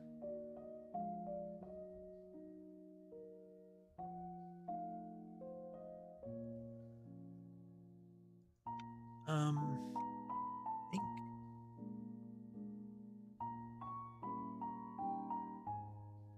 that's the one that we need to change to make it orbit quicker here.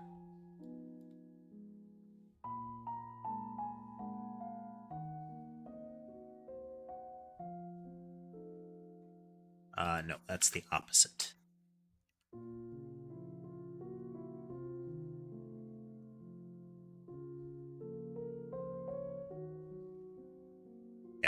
The spirals pattern is very fiddly.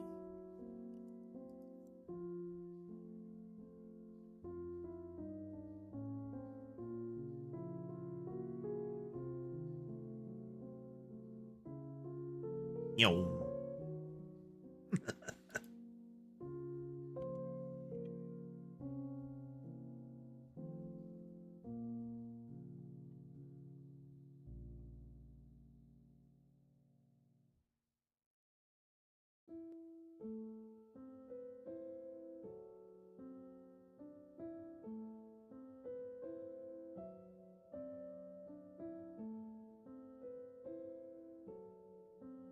So this is moving at essentially half of a character width per second along the arc, but the arc wants to rotate it around at the same speed.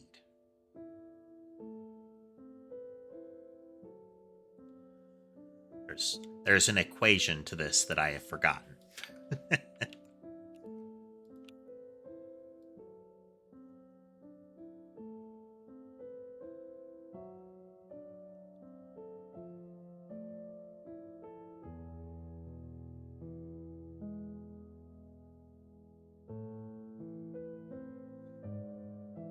There we go.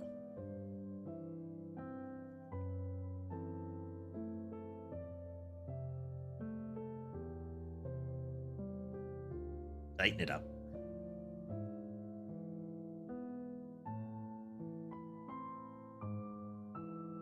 So we're rotating out from this spot here. I'm changing the speed so that we can more clearly see what's happening.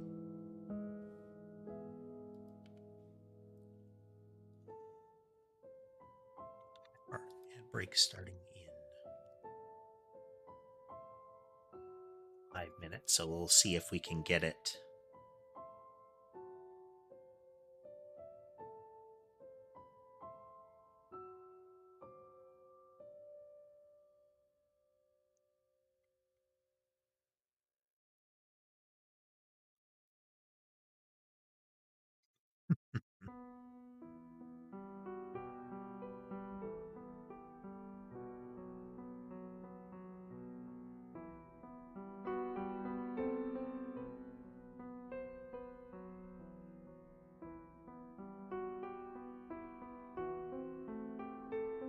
Okay, so it's spiraling out. It's a relatively tight spiral. We can pull the radius in by reducing the speed here.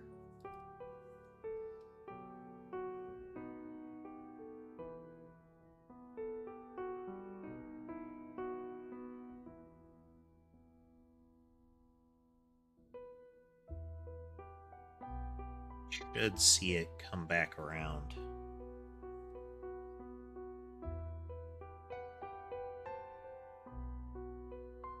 Did I misinterpret that? No. Okay. We can see it's coming back around here. It's going to come back in still very tight to that point here. But if we add movement to upward, so see the difference in the curvature of these. This one is going up first. So its center position is actually going up at the same speed that it rotates around. And here's rotation before the up. And we'll see the divergence here. This is it being pulled up instead of the center moving up. See?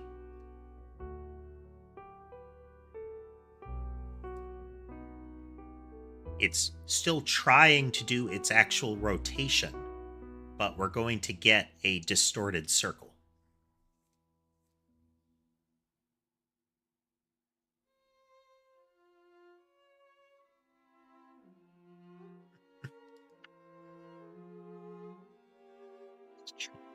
Back.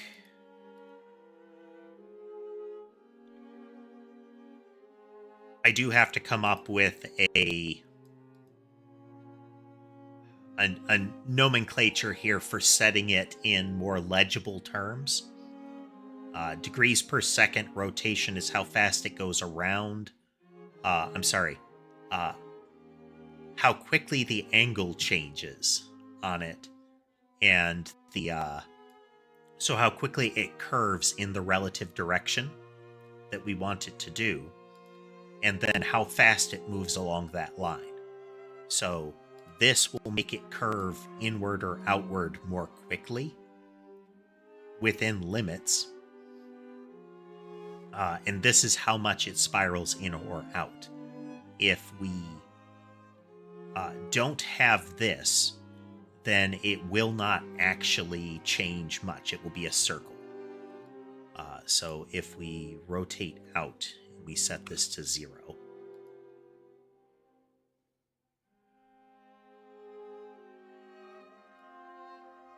So we should get a circle that meets back up with this. The speed of it will influence the radius of it. It won't be quite perfect because of that speed meeting back up.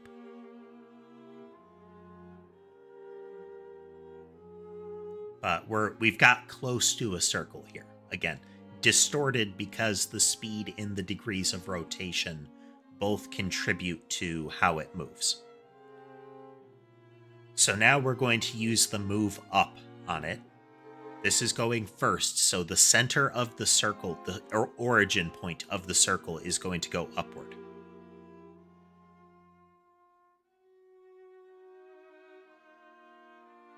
See that crossover line happening there.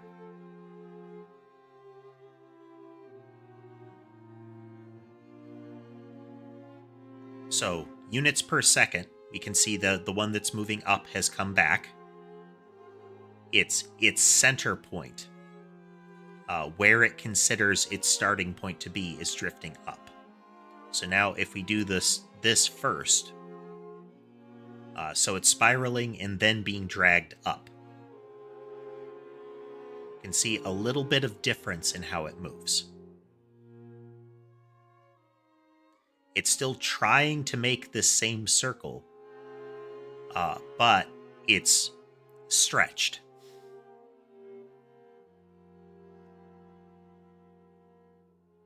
And it tries to course correct because the rotational movement is still looking at where its point of origin is to determine how it should move.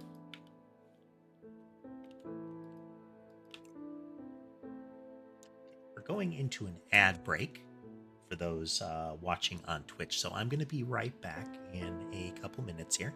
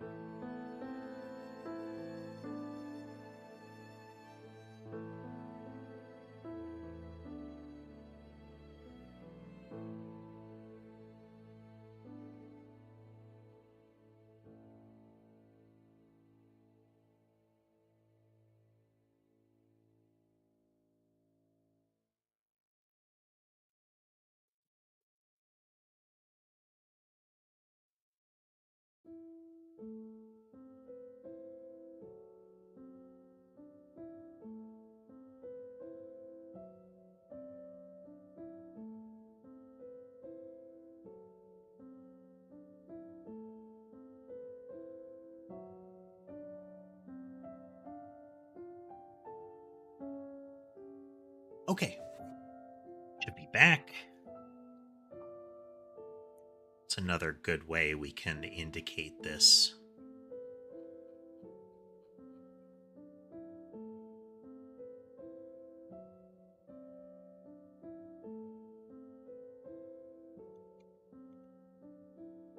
The random direction. We're still going to have to figure out how to do orbital motion properly. But we'll see. But we do have on the fly. Hey there, Jerry. Welcome, welcome. Let's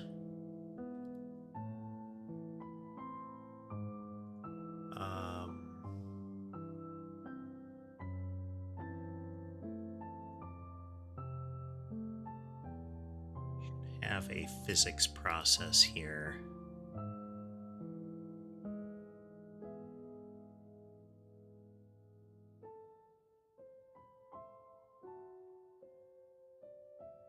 Okay, we're doing 500, 500. We'll do 0, 0.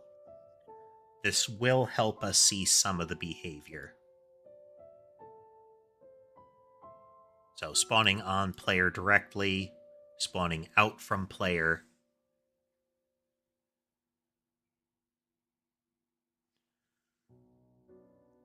Here is moving in a random direction from player.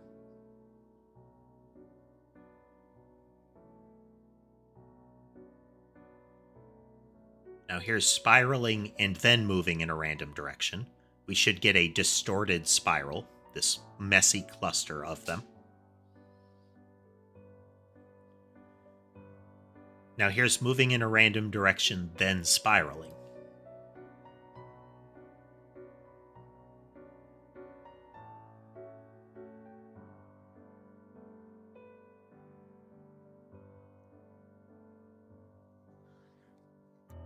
So it's more subtle, but you see how some of them are coming back in when we're moving in a random direction, then spiraling? Again, what that means is that the center of the spiral is moving away from where it started in this scenario. Whereas in this scenario, spiral then random direction is that the random direction is altering the spiral as it goes. So it might be randomly pushing against it sometimes, or speeding it up sometimes, pulling it to the side, but the spiral still tries to be a spiral in this scenario.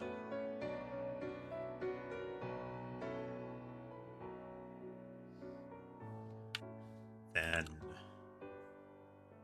let's add one of the really weird ones. We need a new inventory item, so we need to go to our catalog constants.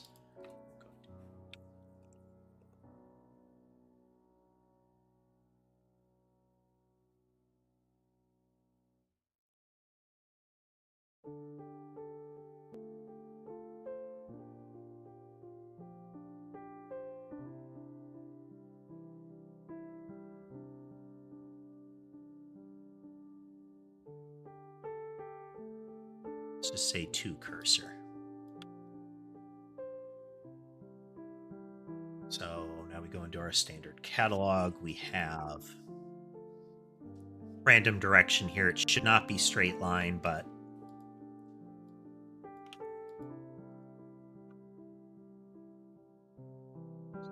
we're going to do icon orbit for this.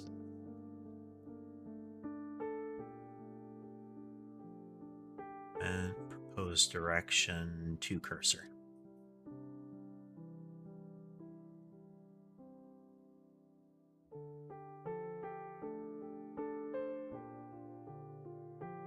Okay, and then in our standard inventory, we're ready. We are going to add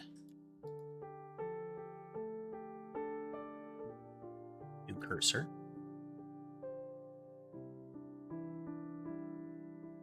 So we have toCursor. Put toCursor here. The ball moves at 1 unit per second to wherever the cursor is. Now we're going to add toCursor and then orbit. I'm sorry, spiral out. So we can see that the spiral center is rolling towards wherever my cursor goes. There's move random direction instead of the spiral, where the random direction is being pulled. First, it goes towards the cursor, and then it applies the random direction. Those two don't alter based on the order very much.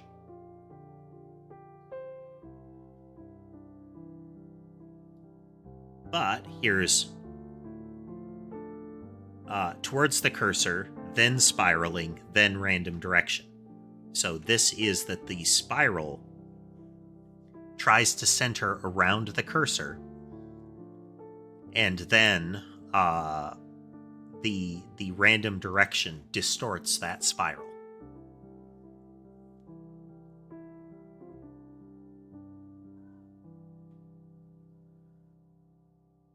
Then if we say spiral, then cursor, then random direction, So this is the cursor and the random direction are pulling on the spiral. The spiral still wants to be centered around the player. So we can see some of that distortion happening, but the spiral keeps pulling it back. Tries to pull it back into line. So random direction, the spiral is going to spread out in random directions, and then it is pulled towards the cursor. Again, the spiral will fight that, but it will go along with the random direction. Its center moves out from where it started. Isn't that neat? And we can see some of the original ones still hanging out.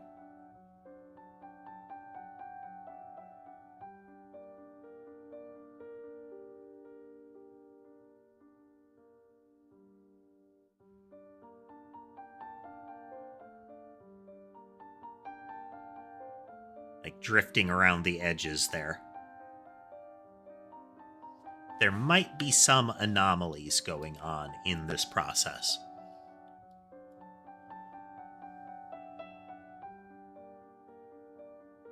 This is towards cursor. Then we just do a spiral. These ones that move towards the cursor should forever move towards the cursor.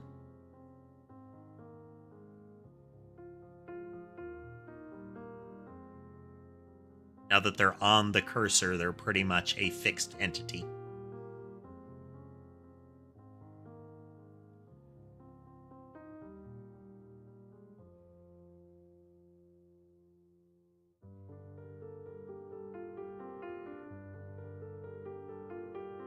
We switch to random direction.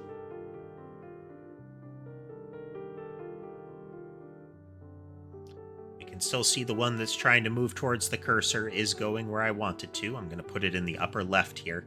We can see that little guy drifting that way now. I think the edge of the screen cursor is not quite right. We're about to find out. No, it's pretty spot on. Kind of vibrates at the edge there, but that's to be expected. Then we spiral again.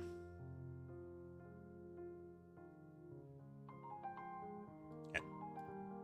Spiral with the center moving to the cursor. Let's actually, for the spiral,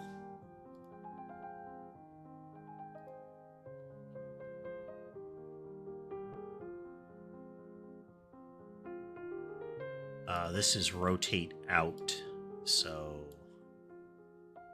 that's the one we're using. We are not going to change the angle.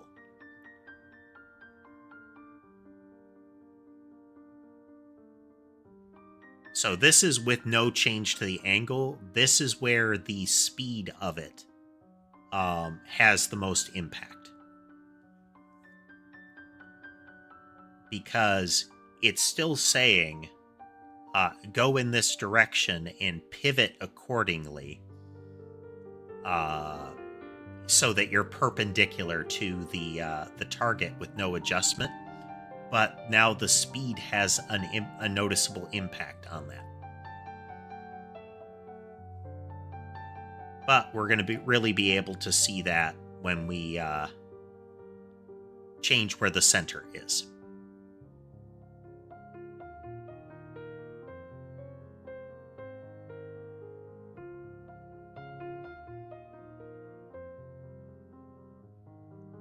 So we should start to see it closer and closer around the cursor here. Well, it'll still orbit out because the way the speed is working. We're going to have to figure out a more viable method of that, because we do want things that can orbit reliably.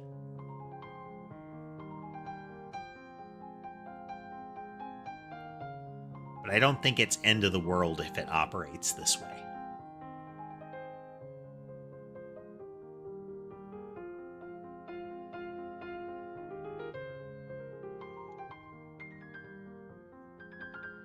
So here we can see on the left there, it's still orbiting out very slightly.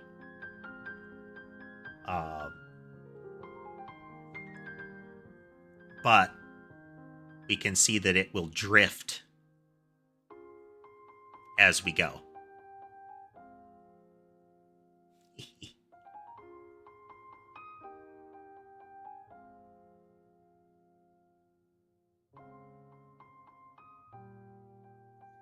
And then instead of cursor, we do random direction.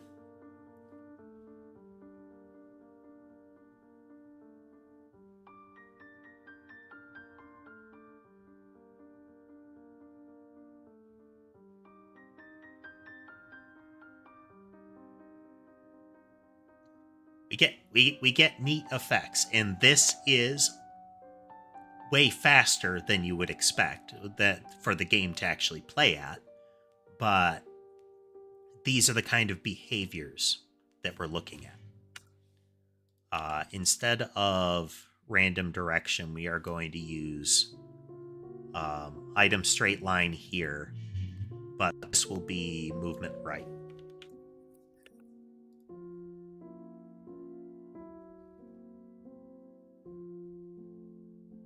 We have to cursor.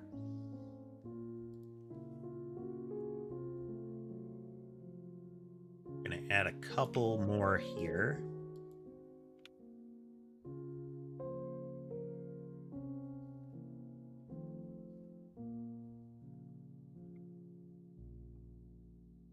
Add a 3 spread icon. Now we're going to have a spawner, 3 spread.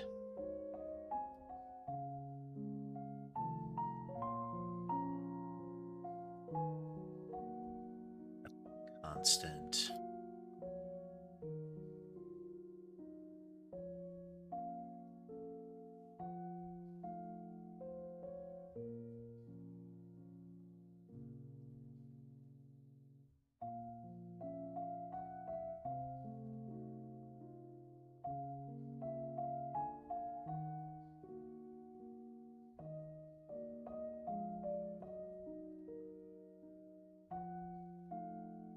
Then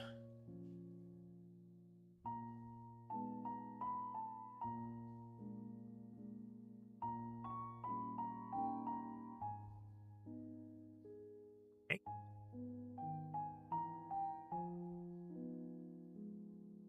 So we can't just put 3 spread in there. We're going to add move to the right. We add a 3 spread here.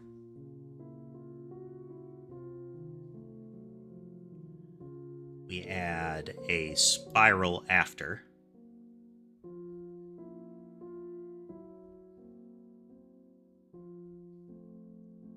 You can really see it here. The orbit is chasing each of the spreads. We are going to have the orbit before. The 3 spread, you're not really getting the full impression of what's going on.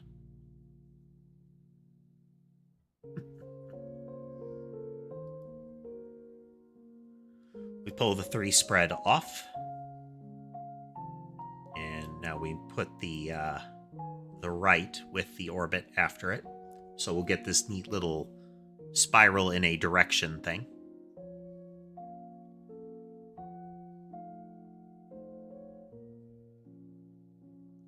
Little slowly expanding curly cube. I wonder.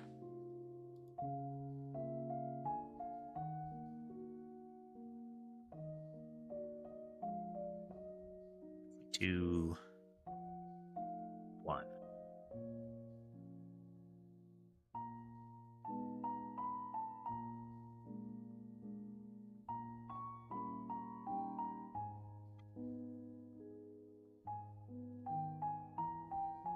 Because we need just enough to counter the outward pull of the speed.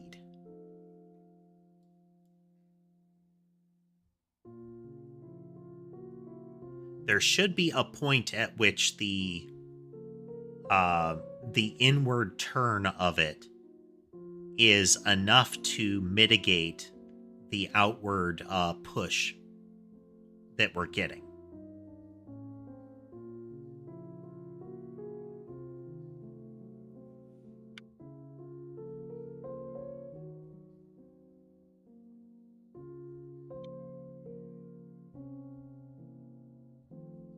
Again, I'm sure there's some sort of algorithm we can use for that.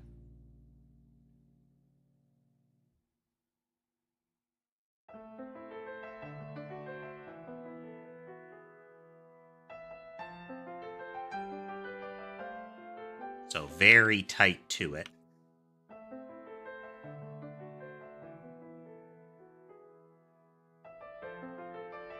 There has to be a algorithm for that.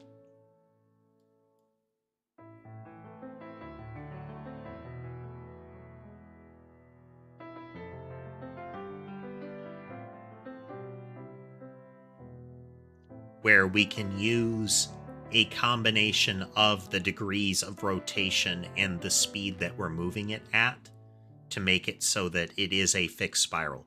This might just be a matter of using a slightly different algorithm for pushing it out, pulling it back in kind of thing. So similar in force kind of stuff. We don't have an icon for moving a wave, but we can just put that there.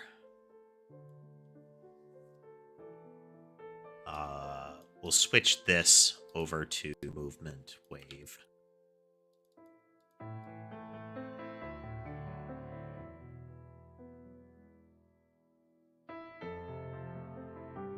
No movement, movement to the right.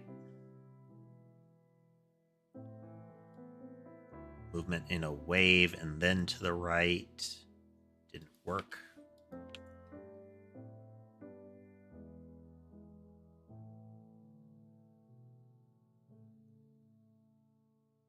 Oh. No, that should be correct. Because this is the important part.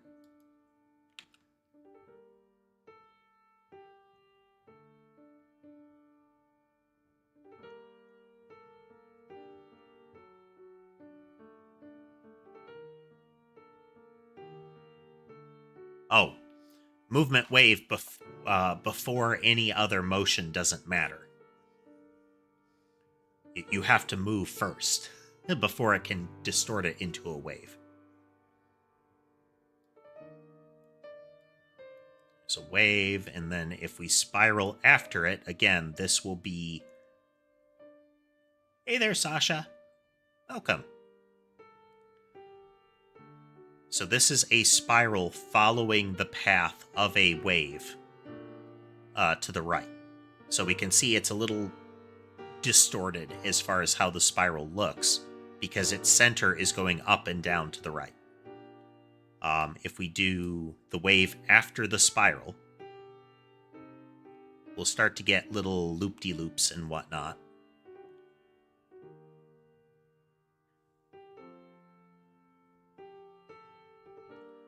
And if we remove the move to the right, the little curly cues should be a little bit more obvious.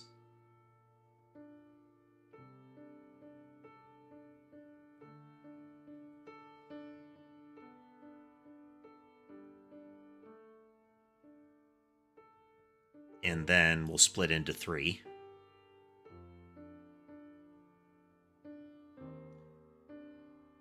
Hey, Todd.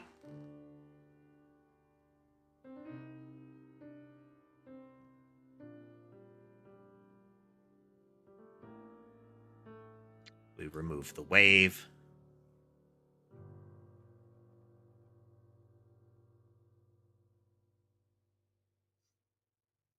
We add to the right.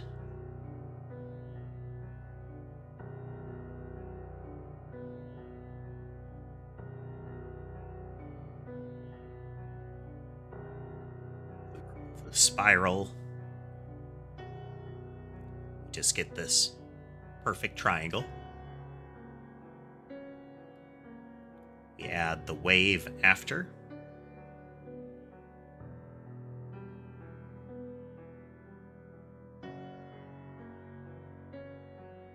We just hit 8,000 limit, so they stop spawning. I don't have lifespan rigged into them at the moment, so it is what it is.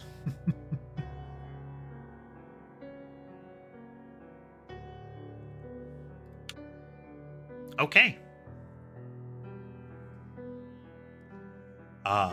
In order to make these really valid, we need to start making inventory groups, such that we can have behavior changes. One thing I can do is make it so that some of these are just intrinsically a gate. So we are going to have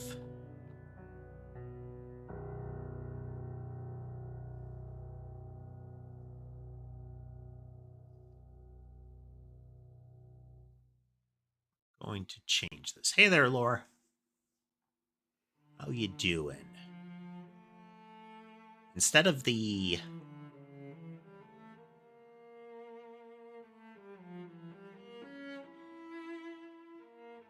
All right, we're gonna use the mouse icon for this.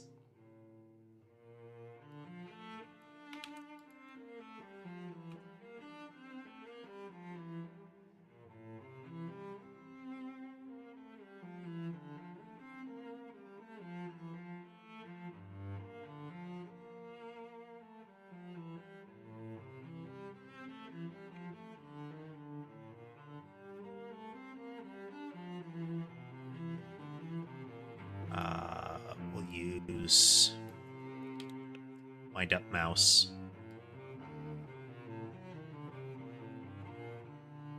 Wait 3.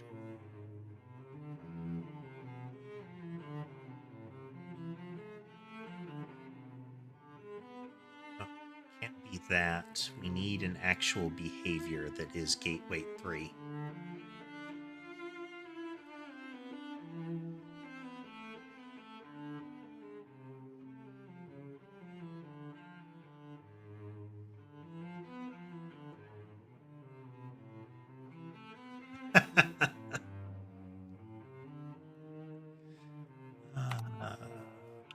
Behavior. Behavior.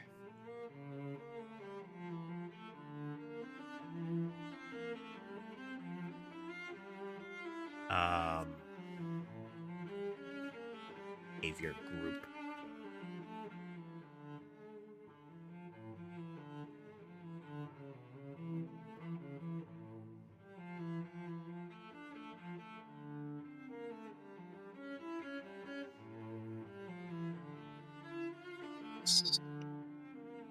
Entity manager. It's another thing that I need to add little macros for. Little build this for me functions. Your group.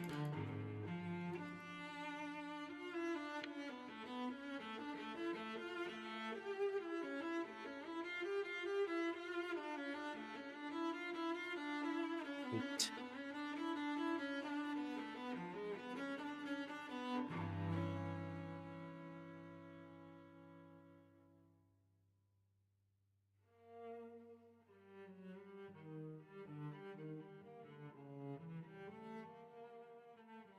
Log.8 wait 3.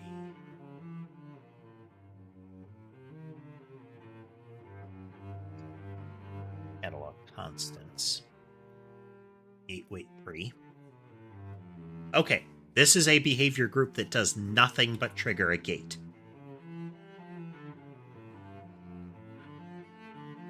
We have one that has a wind up mouse. And this is a constant called gate.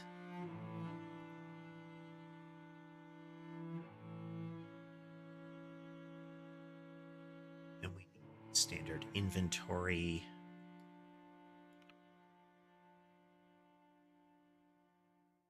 Should work.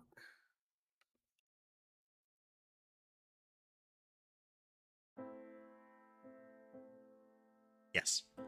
Okay, so we are now spiraling, and we're going to move to the right first.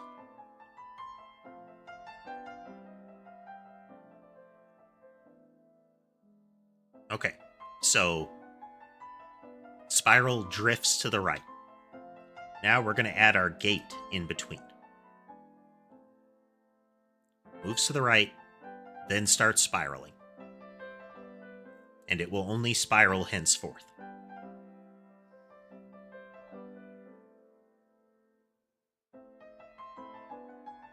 For extra fun, we're going to put a split 3 after the gate.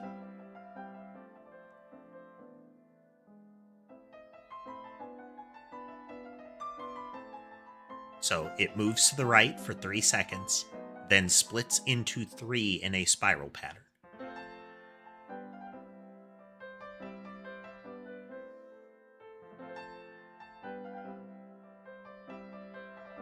Good times. Good times. I still need to figure out a way to get speed properly lined up in this, but for the time being, I kind of like the idea that a gate is a fixed behavior, because then I can, like, socket it into some of the things. We'll see how this plays. Because I do want to make it so that these are very flexible in how they function. So let's look at our build here.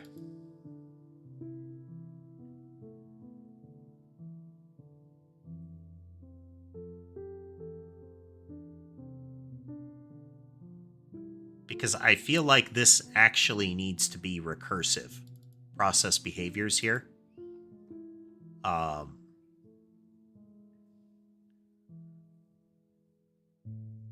Where if we get a behavior and it is a behavior group, instead of going down this road, we call it again for each one.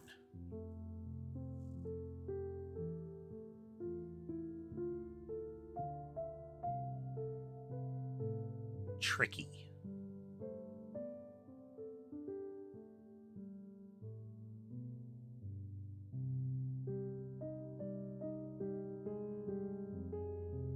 Because then it makes it so that each individual behavior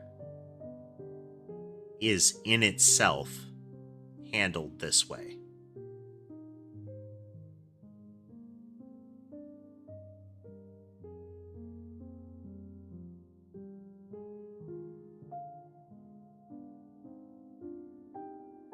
That it's internally consistent. So if a behavior group contains a gated behavior, that gate is still respected.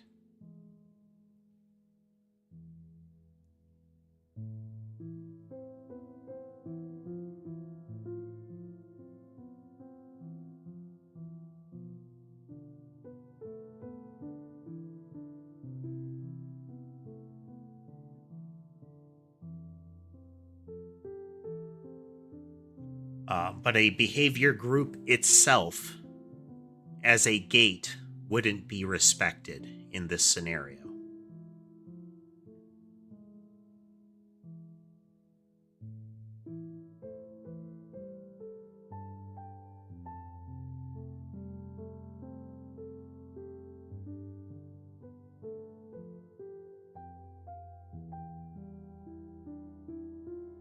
So we could first check and say, is this behavior gated?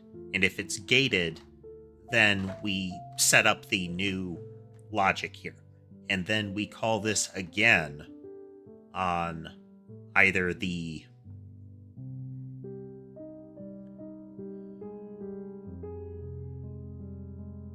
if it's gated, do the gate behavior. Subsequently, if it's a behavior group, we start calling this method again on its children.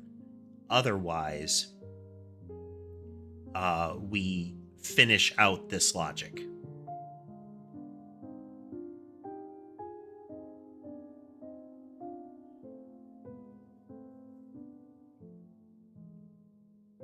Tricky. Tricky.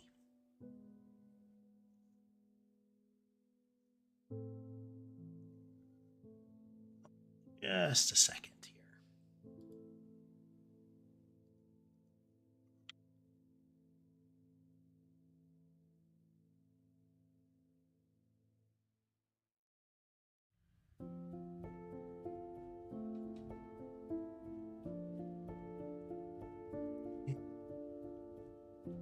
Did a quick commit there.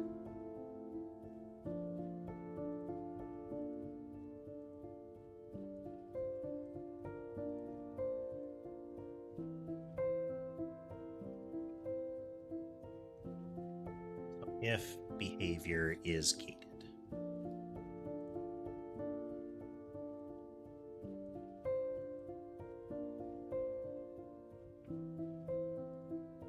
Then we create a new gate, we enqueue it, we create a new behavior group and initialize it.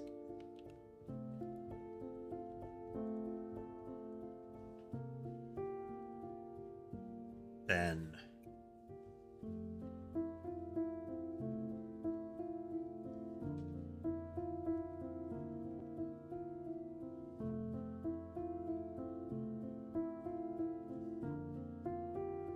if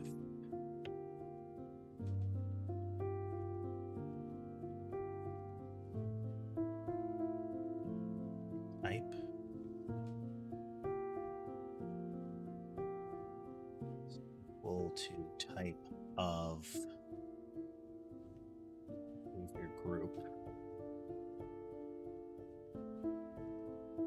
Okay, so if we have a behavior group, else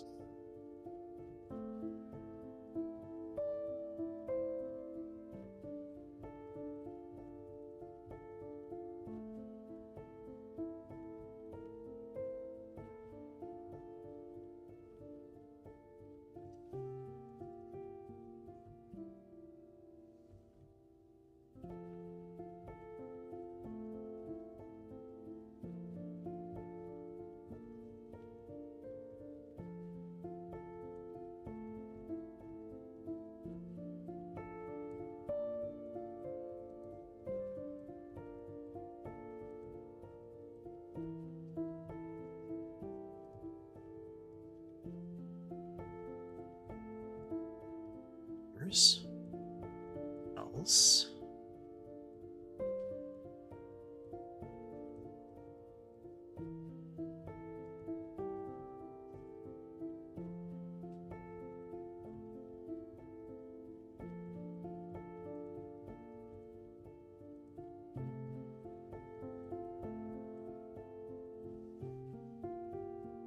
use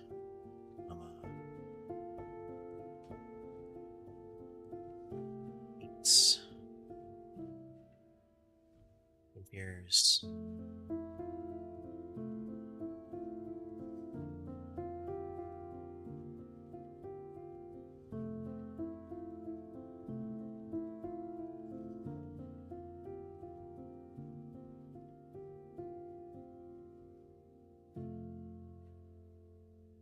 should still work.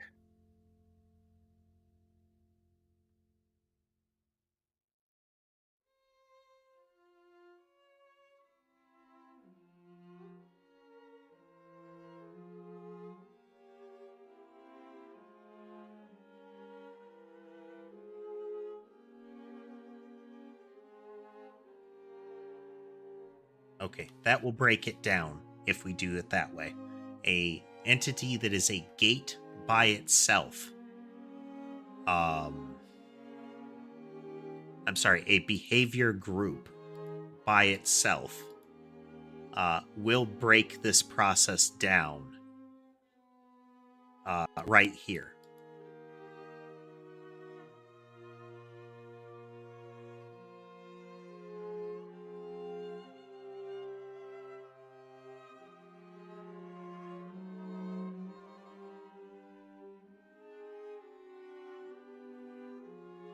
So we would need to reconsider how to do this particular part.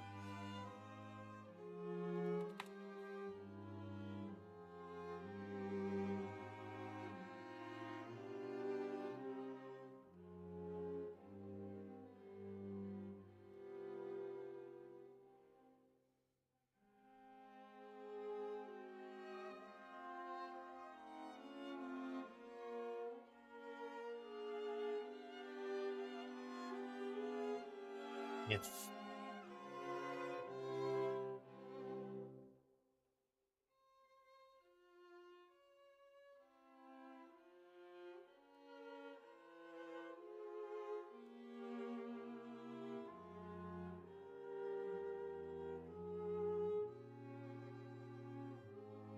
within 0.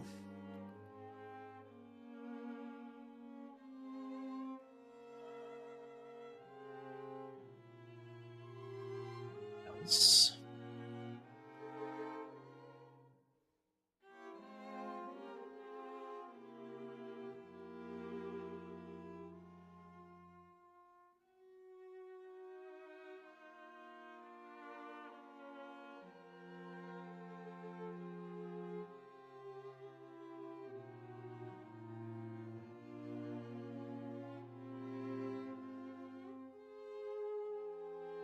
We need to add a dummy behavior.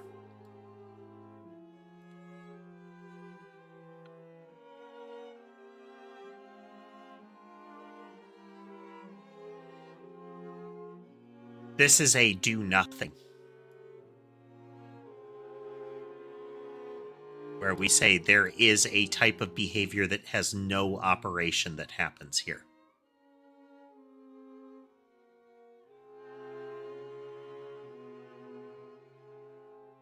If we have gate behaviors that are just gates, we could have a just a gate behavior. But that would effectively be the dummy behavior.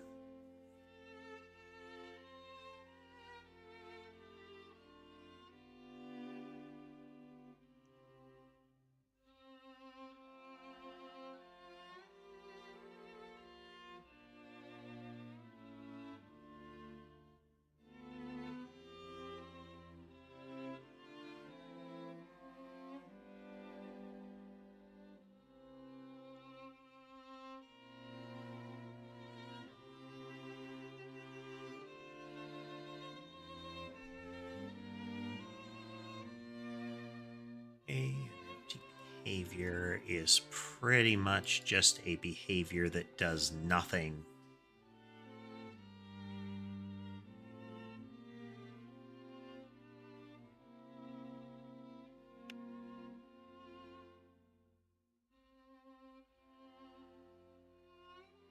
Behavior.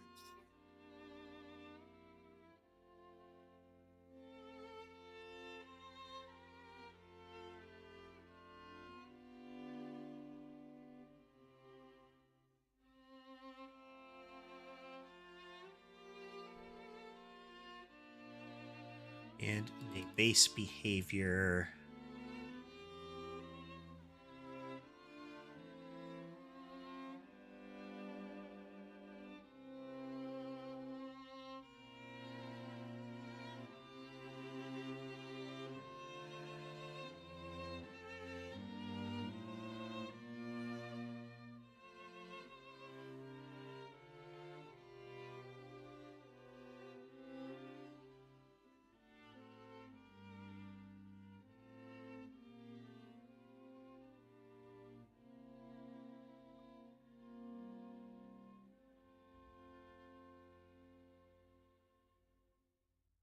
Don't need an empty behavior. We'll just have a behavior.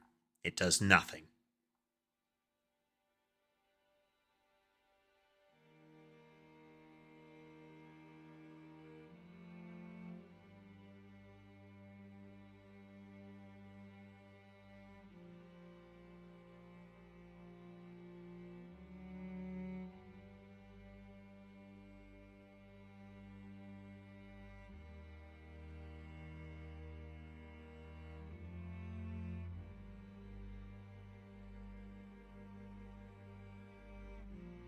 We need to deal with targeter in that case.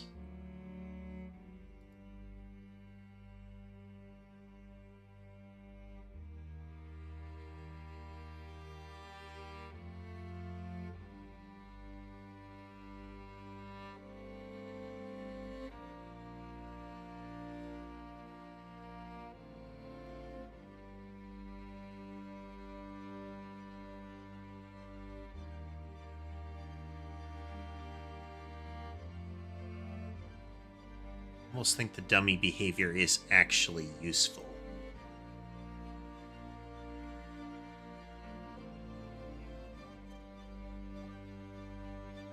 Because it wouldn't have any of this stuff.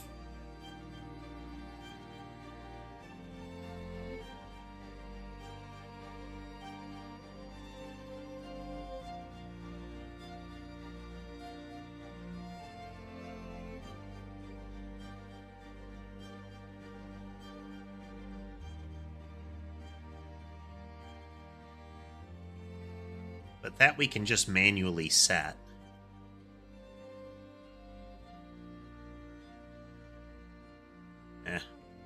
We'll make it explicit. We'll make it explicit.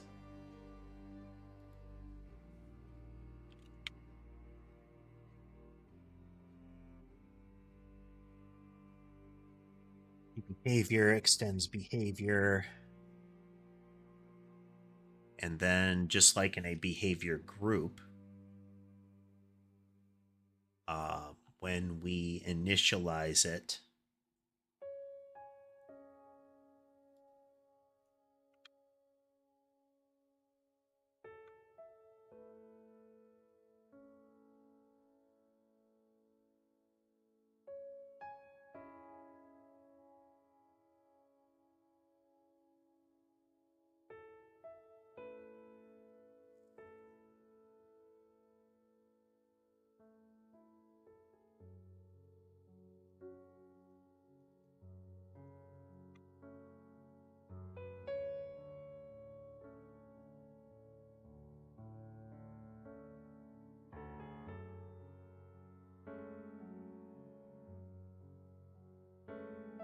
okay.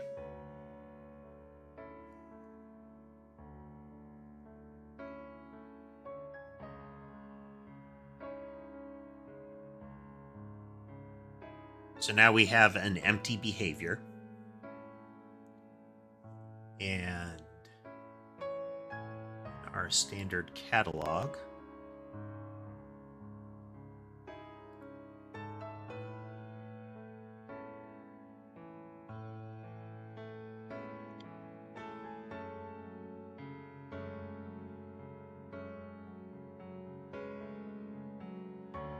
It is not a behavior group, it is just an entity in and of itself that does nothing. To the right. 3.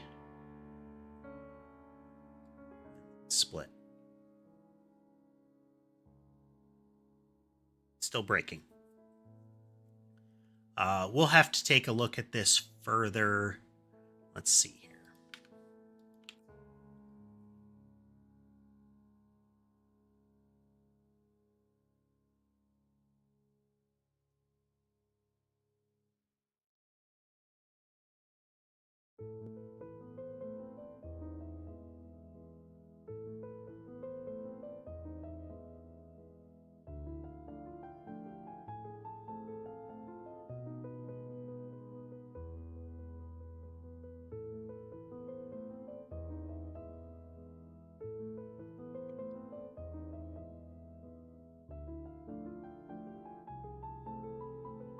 Okay, the problem is the group in use does not get enqueued to behaviors in this scenario.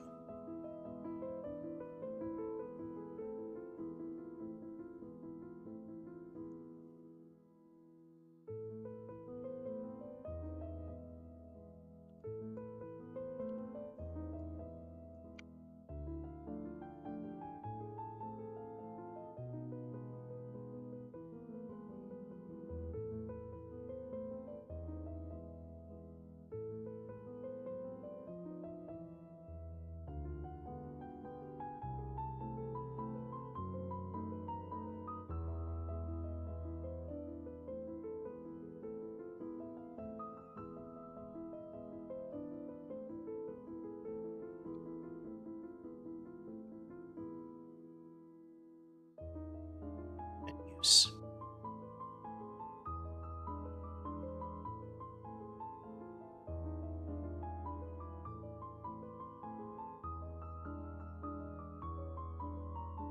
right.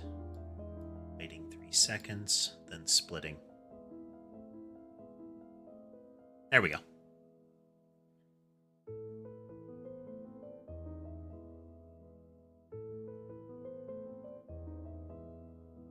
Wait 3 seconds, then start wiggling.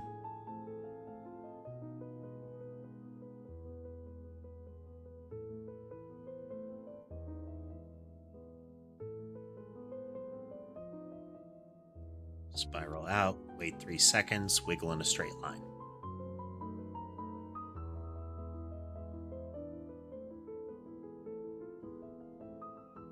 Now, the reason that it's still spiraling out is these have merged into the base behavior.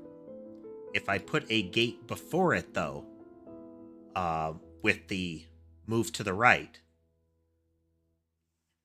then the base behavior is moved to the right, and it will always be moved to the right.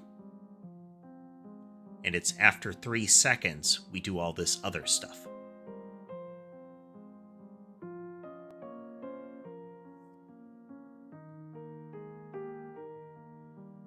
So if it's spiral out, we're always spiraling out, but then it will break and start moving to the right with the split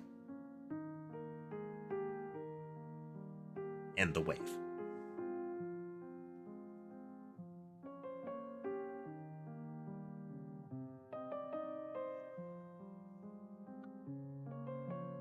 Okay.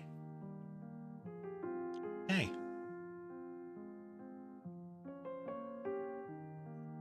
All right, so we demonstrated the dynamic editation. We've got a more robust way of processing the behaviors so that we get a consistent result no matter how nested it should be. So if there's a gate on it, there is always a gate on it. Doesn't matter where it is in the chain. If there's a gate inside a behavior group, that gate will take effect.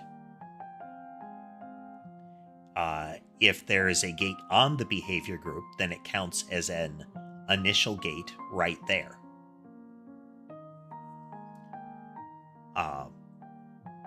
There may be some extra wiggliness that we have to do for that, especially if there's like multi-gates. We'll have to do some more testing. Hopefully I'll remember to do that. But I hope everybody had a good time watching with us today. If you like what you saw and would like to see more, remember to like, follow, subscribe, all those good things. We do have monetization back on Twitch. So if you watch on that side, you have noticed the ads. I am trying to mitigate those, or I will try to mitigate those as much as I can. I'll start doing some forced ads during breaks and similar as I remember to do so. But in any event, I hope the rest of it.